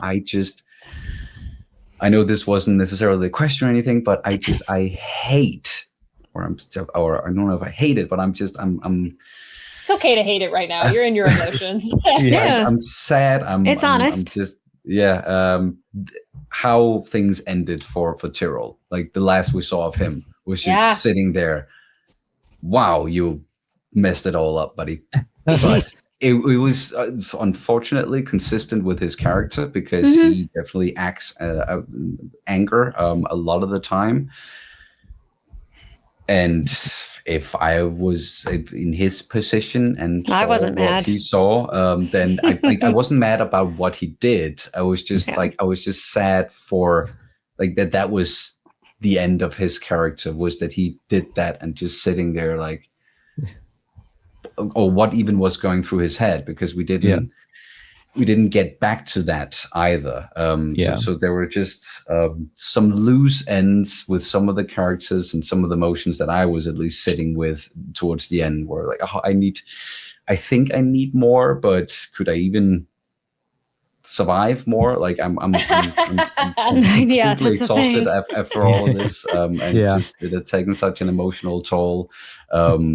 I can't take anymore. I just can't. Yeah, exactly. So I'm glad that in the end that they allowed a lot of the characters to have sort of like a beautiful ending. Or what seems like it, at least, because a lot of uncertainties with what they did towards the end, plot wise, and Earth and so on, and also for me creates a lot of inconsistencies. But thematically, I get where they were going, and that worked for me, at least. I know. Again, there was a behind the scenes interview with the characters or the actors and stuff, and Jamie Bamber plays Lee. He said that, when they were trying to write the finale and trying to figure out how to crack it, Ron D. Moore just came into the writer's room and just wrote on the whiteboard, like, it's the characters, you idiot, just to remind them, like, what are they sort of hoping to land with, which is like the character beats, with the show. Like the answers, I think they probably knew that they had a lot on their plate to live up to, and they weren't going to make everyone happy, so they had to write what they could. But as long as they can make the character stories feel sort of thematically resonant, then maybe they'll achieve something here of some sort of catharsis or like ending. But yeah, it is frustrating that last season, how many characters, do fall, and like by the end, you're like, are they in a happy place? I guess so. Like, at least they're living on a new planet. They're not stuck in space anymore. But they gave up all their technology. I could never. Yeah, that's I think one of the biggest pills to swallow about that final choice. And again, thematically, I like respect and understand, what they're hoping to achieve is like them comprehending the cycle that they are now in of violence, and seeing like what kind of Hail Mary can we throw to like possibly change that. Let's see if we can get rid of technology and just stop ourselves from like just making silence again within another generation, and like saving it off as much as we can. I get that again, but the logistic side of things, you're like, I don't know how reasonable that is to get rid of technology it's that toilets and stuff. Yeah, it all into the sun. Yeah. But I do want to go over the finale, just the final thoughts, and resonating questions that we have with it. I'm going to throw out my headcanon of what's going on in the series of sitting with this for over a decade now and watching it several times over. You have thoughts. Let's talk with Starbuck. She is in my headcanon, she is quote unquote an angel. In the same regard that the visions of Six and Baltar were that they were seeing. And Anders mentions that they saw those two figures as well on the original Earth when they had left it. And then that's where Anders learned the song. They gave them the song as a warning of what was to come. And so it's this idea of like the cycle of these figures appearing through time at points, and we see them in the finale as well at the very end in the epilogue coming again. And the line that Mickey says, or if someone said it doesn't like that name, that was my favorite line of the series, because again, it does put a button on this thing. Like, it's not literally the capital G God that we know, sort of pulling the strings here. It is something like a God that is, taking the facade of that idea for the sake of the people that it's trying to sort of manipulate or like you move along. And my headcanon is that it's also a Cylon. It's a machine from the future that is trying to run a system of events and trying to change them to see if it can break the cycle. So again, that's just from clues that have been sort of put out. So they were all show. just test subjects. Exactly, yeah. And they're able to project. They talk about silent projection. So these things are just projections that they're sending through time to sort of like to tweak events in history to see if it can change the cycle of violence. So again, that's I want to get that out because that's something I've been sitting with for a long time. With I like that. Yeah. Myself. But yeah, the final thoughts. With the show, once they get to Earth and once we are left with any remaining questions. I guess Mickey, what were your thoughts on the final moments of the series and what worked for you, and maybe what do you have sort of lingering in your mind on it?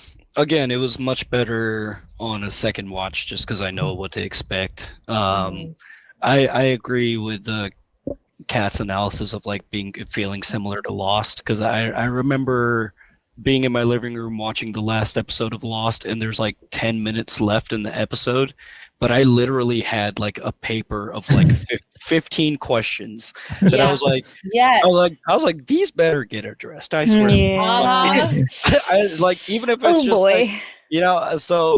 but knowing, I don't know if you guys know about the shows, The Leftovers. Yes. Have you heard about that? No. Yep. I Heard about it, yeah. It has Eccleston in Never it. watched it. So, okay. The concept number 9. The concept of the show is, and I don't think this is a spoiler because this is kind of the premise of the show, is that a rapture-like event takes place where a bunch of people on Earth just disappear.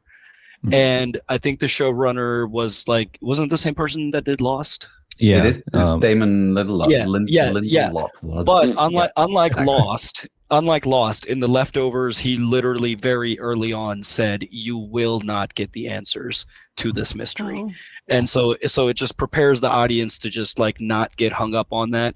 And I think if somebody would have told me those things ahead of time, I would have probably enjoyed Lost a little bit more. I still like it. Lost is still a good show, but that's kind of the first time the same things you guys were saying, I was left unsatisfied what is Starbuck, all of these questions and whatnot, and it was unsatisfactory. But again, on a second watch, it's easier to just enjoy the philosophical aspects of the show, because I think that's really all it's trying to do, is just like pose a conversation. And I think any show that can make you talk about it for an extended period of time, it's good.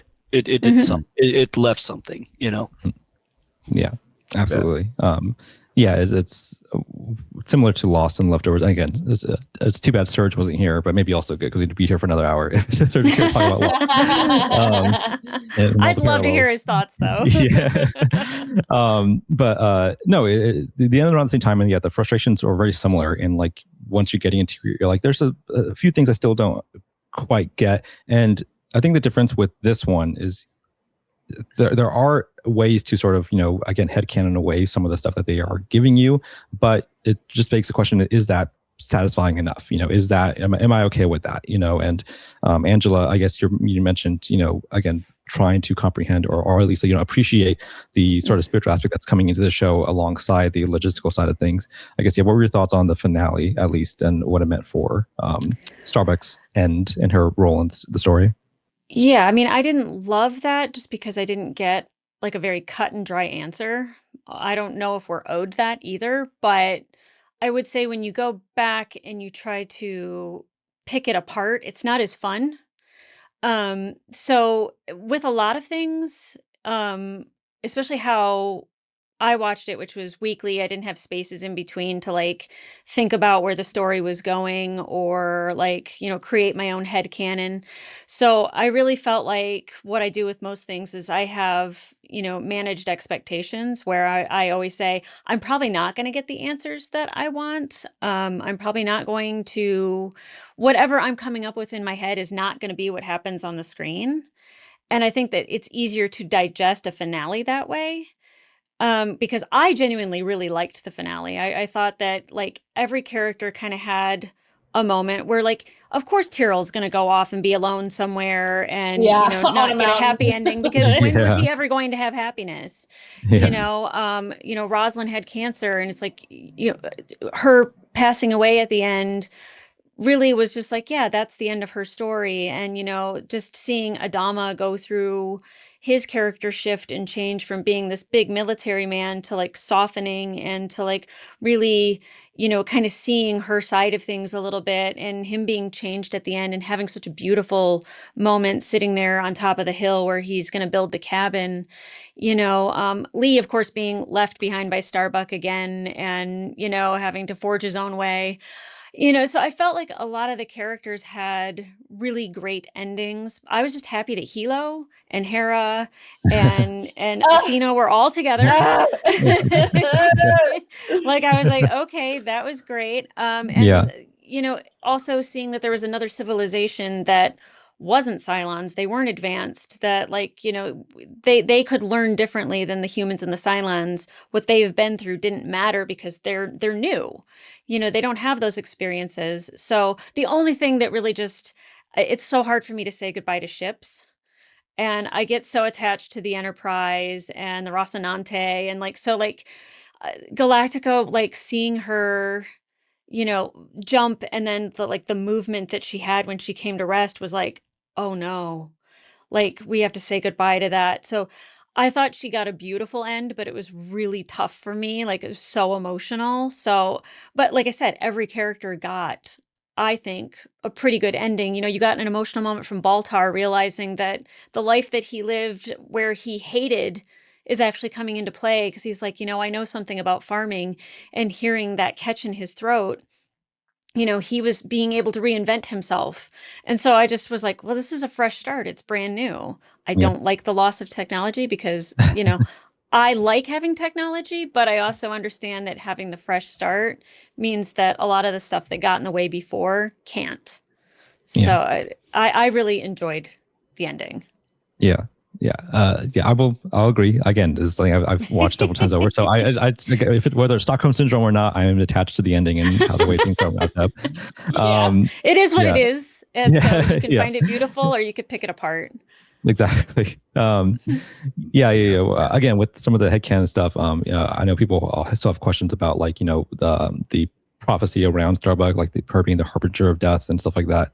Again, my headcanon is that when they say that, they're talking about her heralding the death of the Cylons because they can now die as well because they can't resurrect anymore.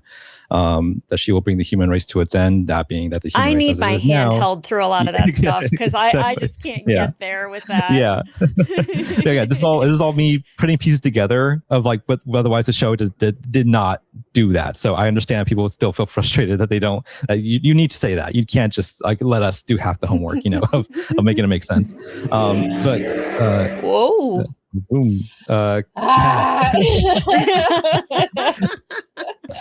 We talked about some of the ending elements here, and largely the characters being a huge part of that, and like the way the emotional weight of everything resonates with you at the end. I guess in terms of the characters specifically in their hands, I guess what were some of your favorite aspects or maybe least favorite aspects of the way everyone got to wind up, whether it's Adama or Lee or Starbuck and someone, and just where they sort of ended up emotionally on their journey? I have a lot of similar feelings that Angela did about the ending of everybody. I think something that was hard for me was Lee ending up so alone. Mhm. Bill Odama, like I love the growth of his character. I love letting go of the hard like military background and the way he softened, is like you were saying, Angela, and this relationship he had with Rosalind, I think was so special. And I think Rosalind had a really beautiful ending. But it was hard for me to accept Adama just like walking away from Lee in a way, because they kind of leave it in an aspect that's like they're kind of treating it like they're just kind of like separating off. So my headcanon is like Lee goes up to the hillside to visit his dad. But that was hard for me. I feel like Lee went through they all went through so much. What am I talking about?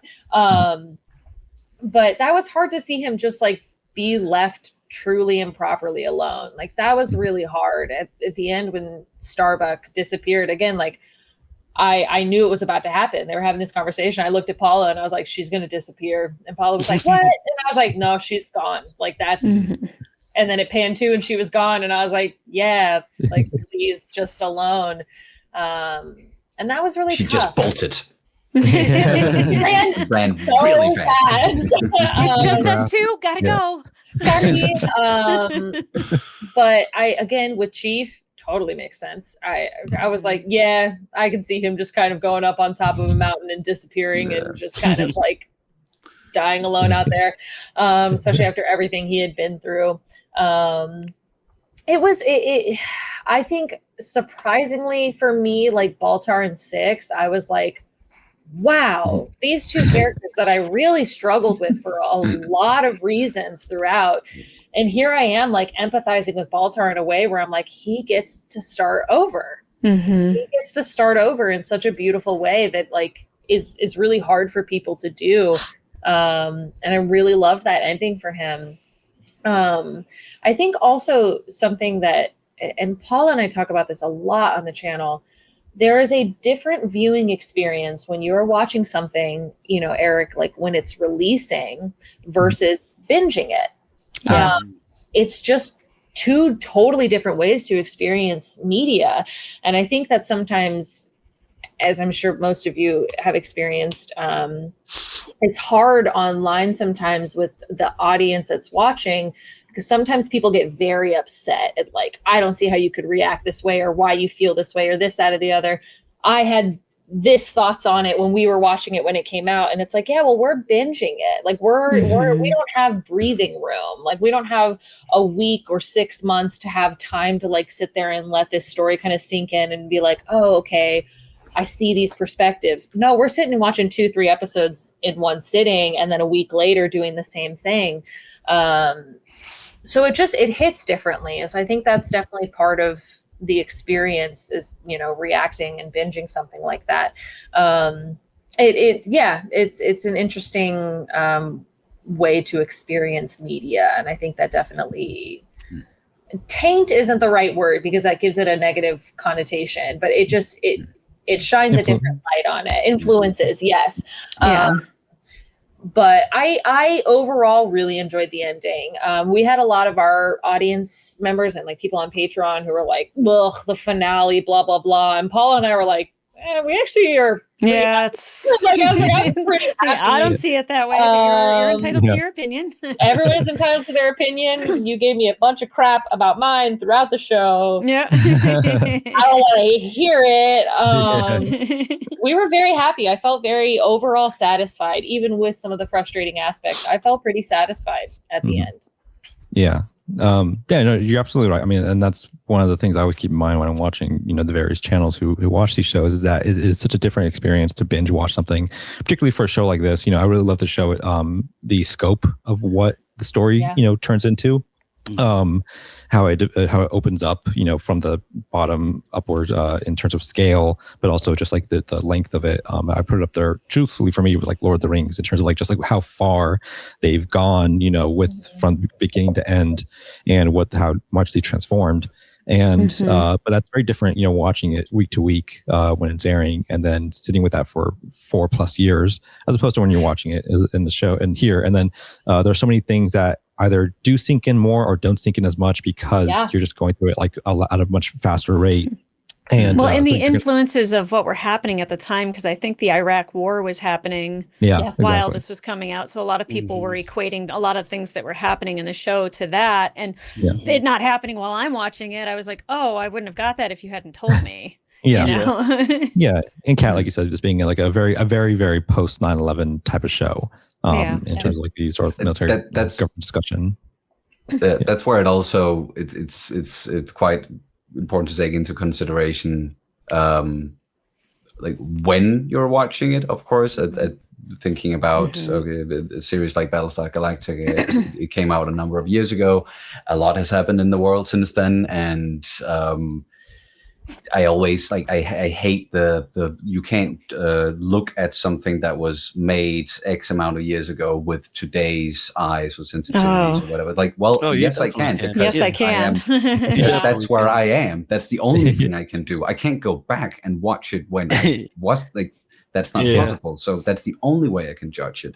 But also, you guys have now mentioned it a bunch of times, and same with a lot of the commenters, or a lot of the comments on my videos, really constantly making me aware of how it came out after 9/11 and what that meant, and the war in Iraq and so on and so forth. And yes, even though I was alive back then, it did not have the same impact on me because I'm not American.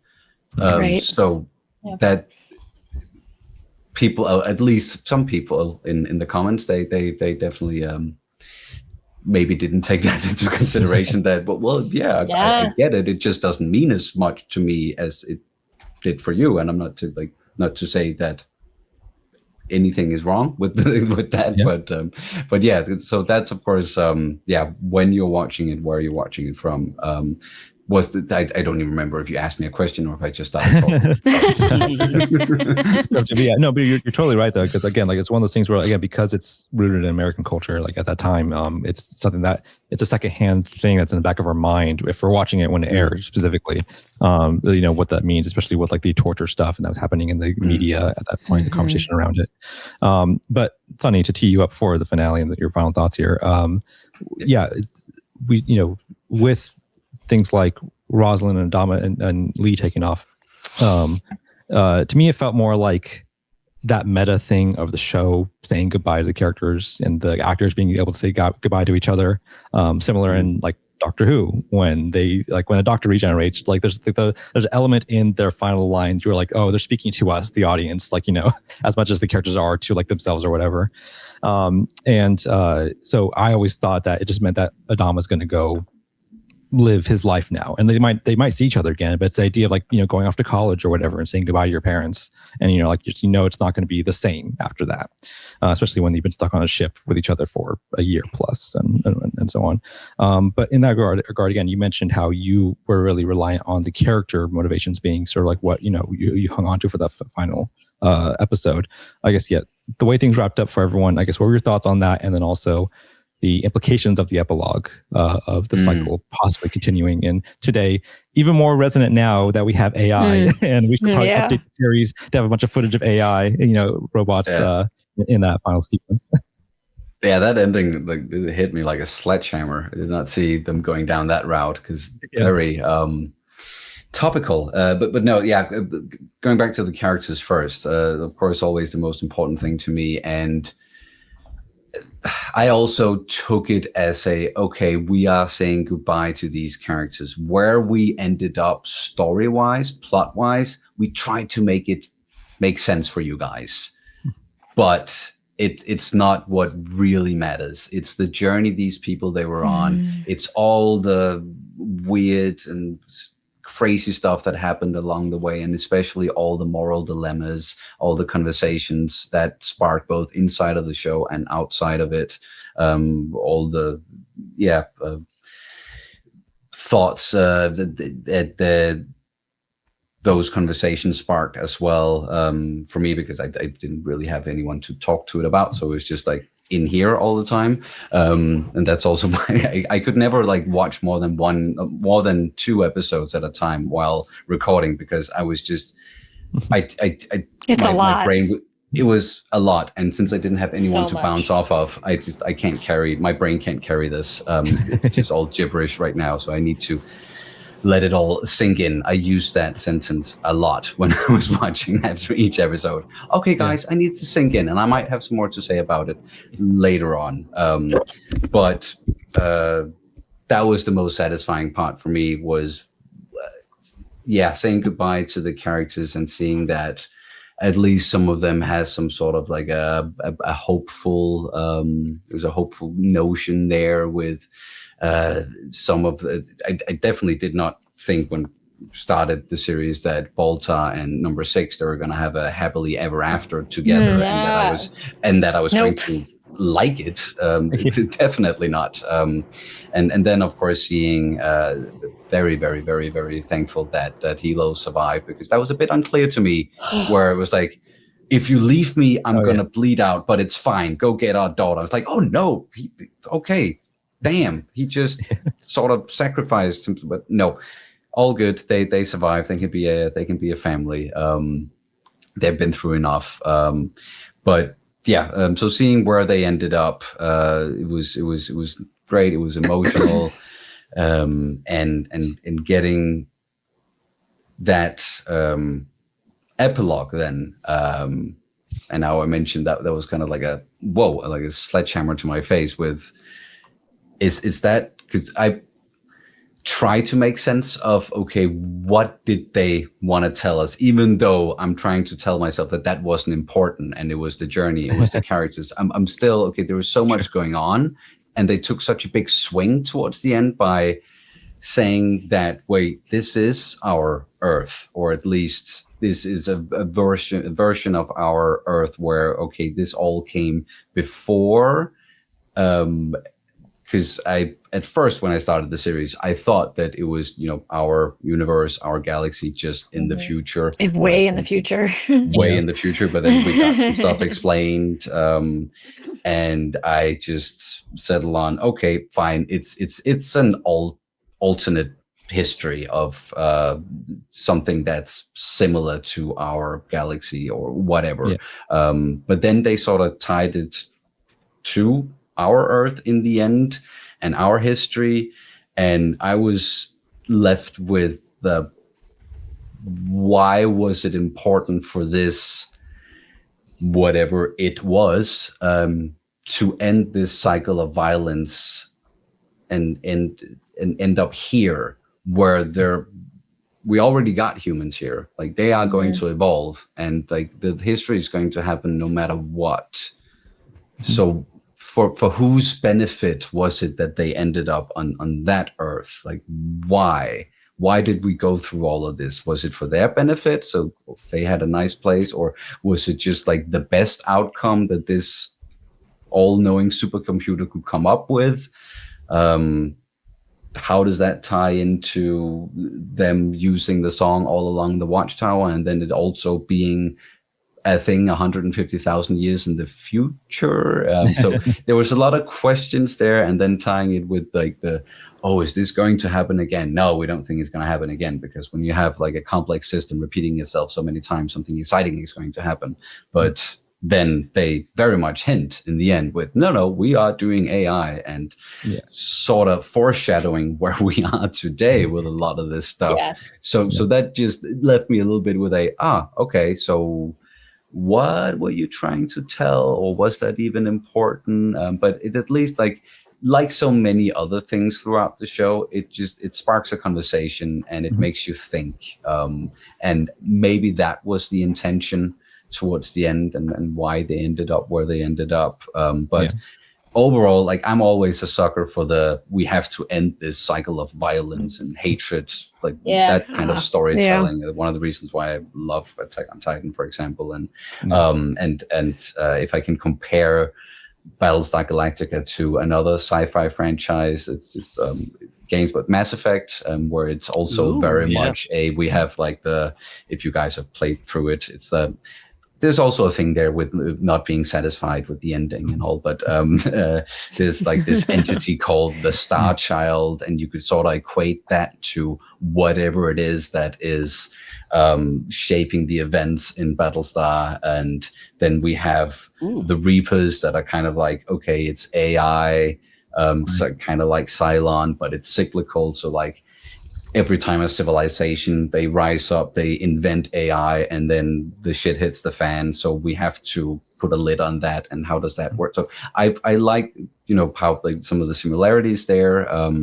And that was ultimately, seems like that was the goal. And that's always a nice message, no matter what. Like if there are inconsistencies or plot holes or whatnot, I really enjoyed like the intent behind that, or at least what I saw as the intent behind that ending. And if you want to say that there was a meaning to all of this, or like a specific, that's why we told you this story, sort of a thing. It's beware the cycle of violence, and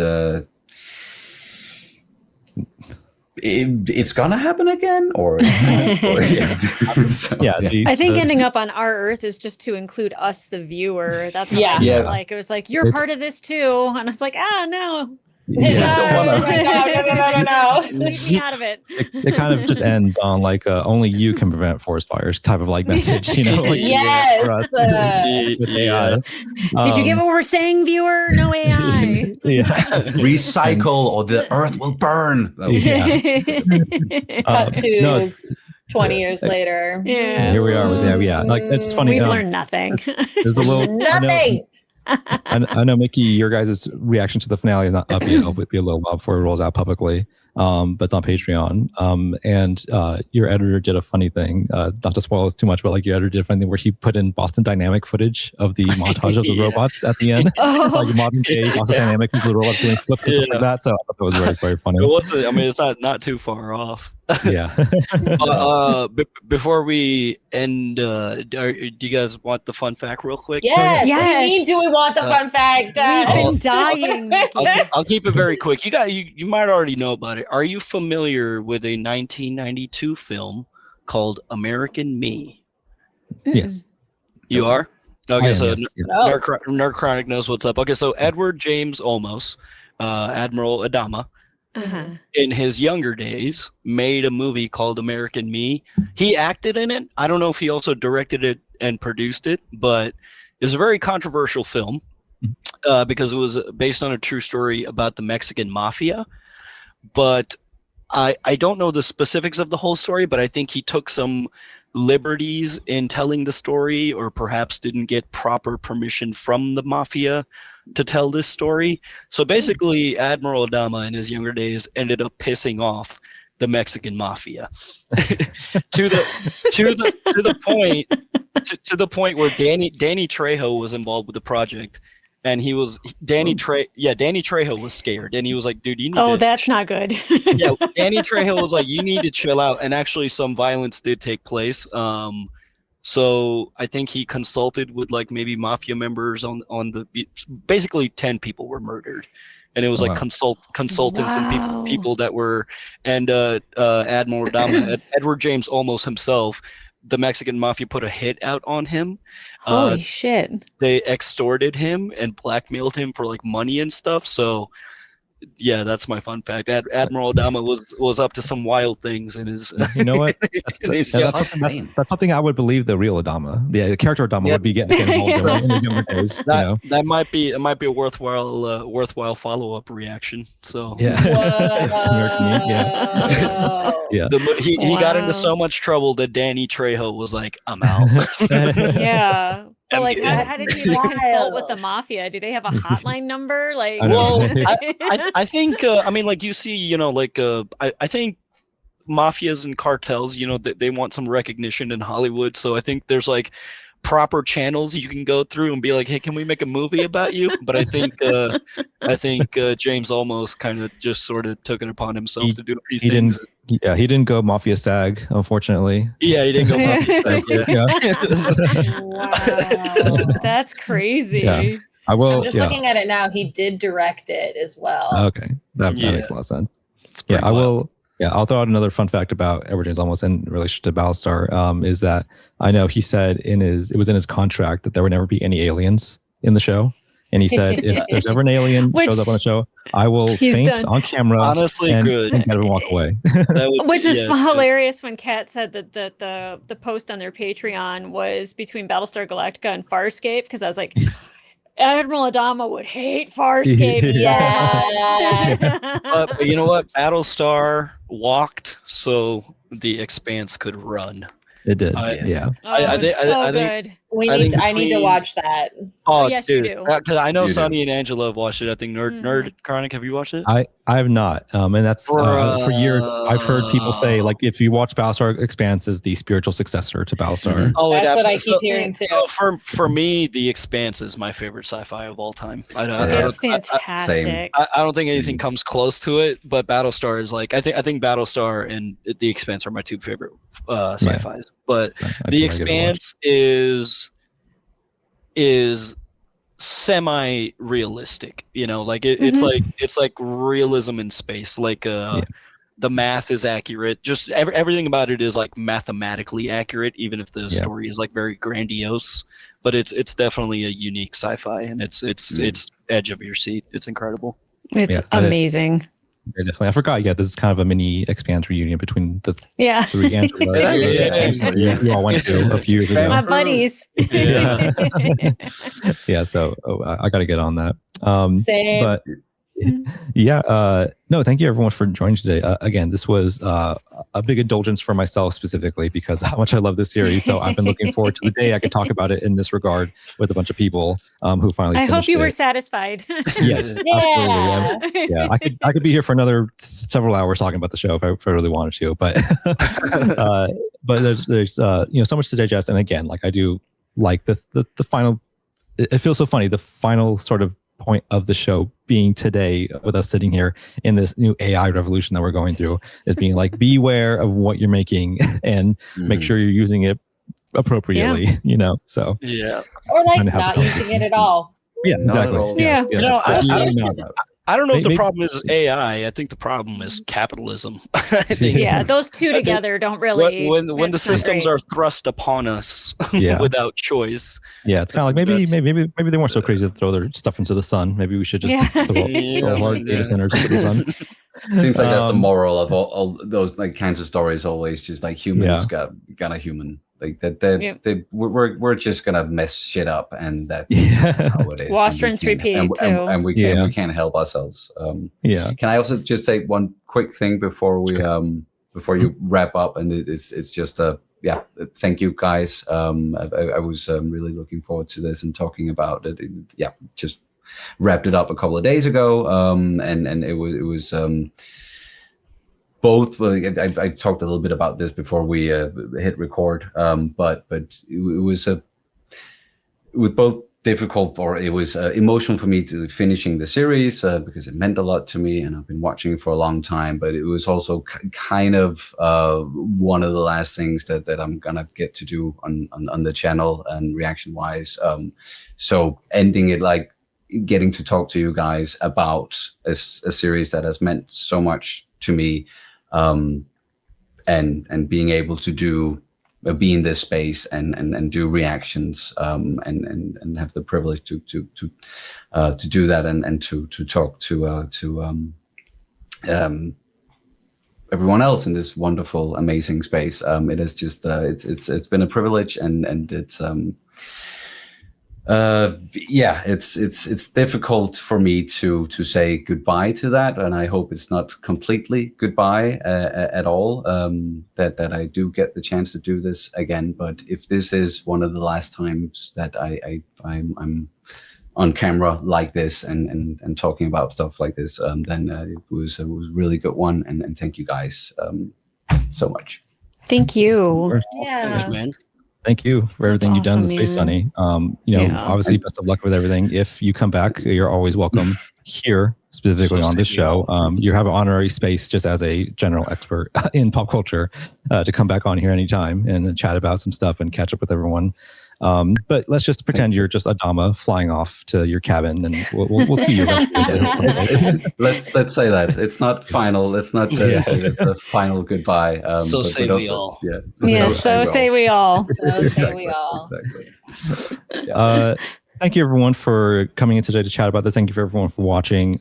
You can find everyone's channel. You'll find the links down below to the normies, Fan Logo Reacts, Gallifrey Pals, and Cat and Sonny. Please go support everyone, by and large, old and new, because, again, these shows are so special to me to watch again through everyone's eyes, and that was never more exemplified than this show specifically, and to relive it again through your all experiences several times over. So thank you again for everything. Thanks for having us. Thank you. This was so much Thank fun. you for everything that you do, Eric. Yes, You do absolutely. So much for all of us. That's you're the glue that's kind of holding all Yeah, of you this bring us together, together. like, a lot of the time. Yeah, you really do. Yeah. Thank you all for watching. You can find links to our Patreon and Discord down below. You can find me on Necronic across social media. Find us at the Reactorverse across social media as well. And we'll catch everyone on the next episode. Bye. So say we all. Goodbye. So say we So say we all. all. Oh.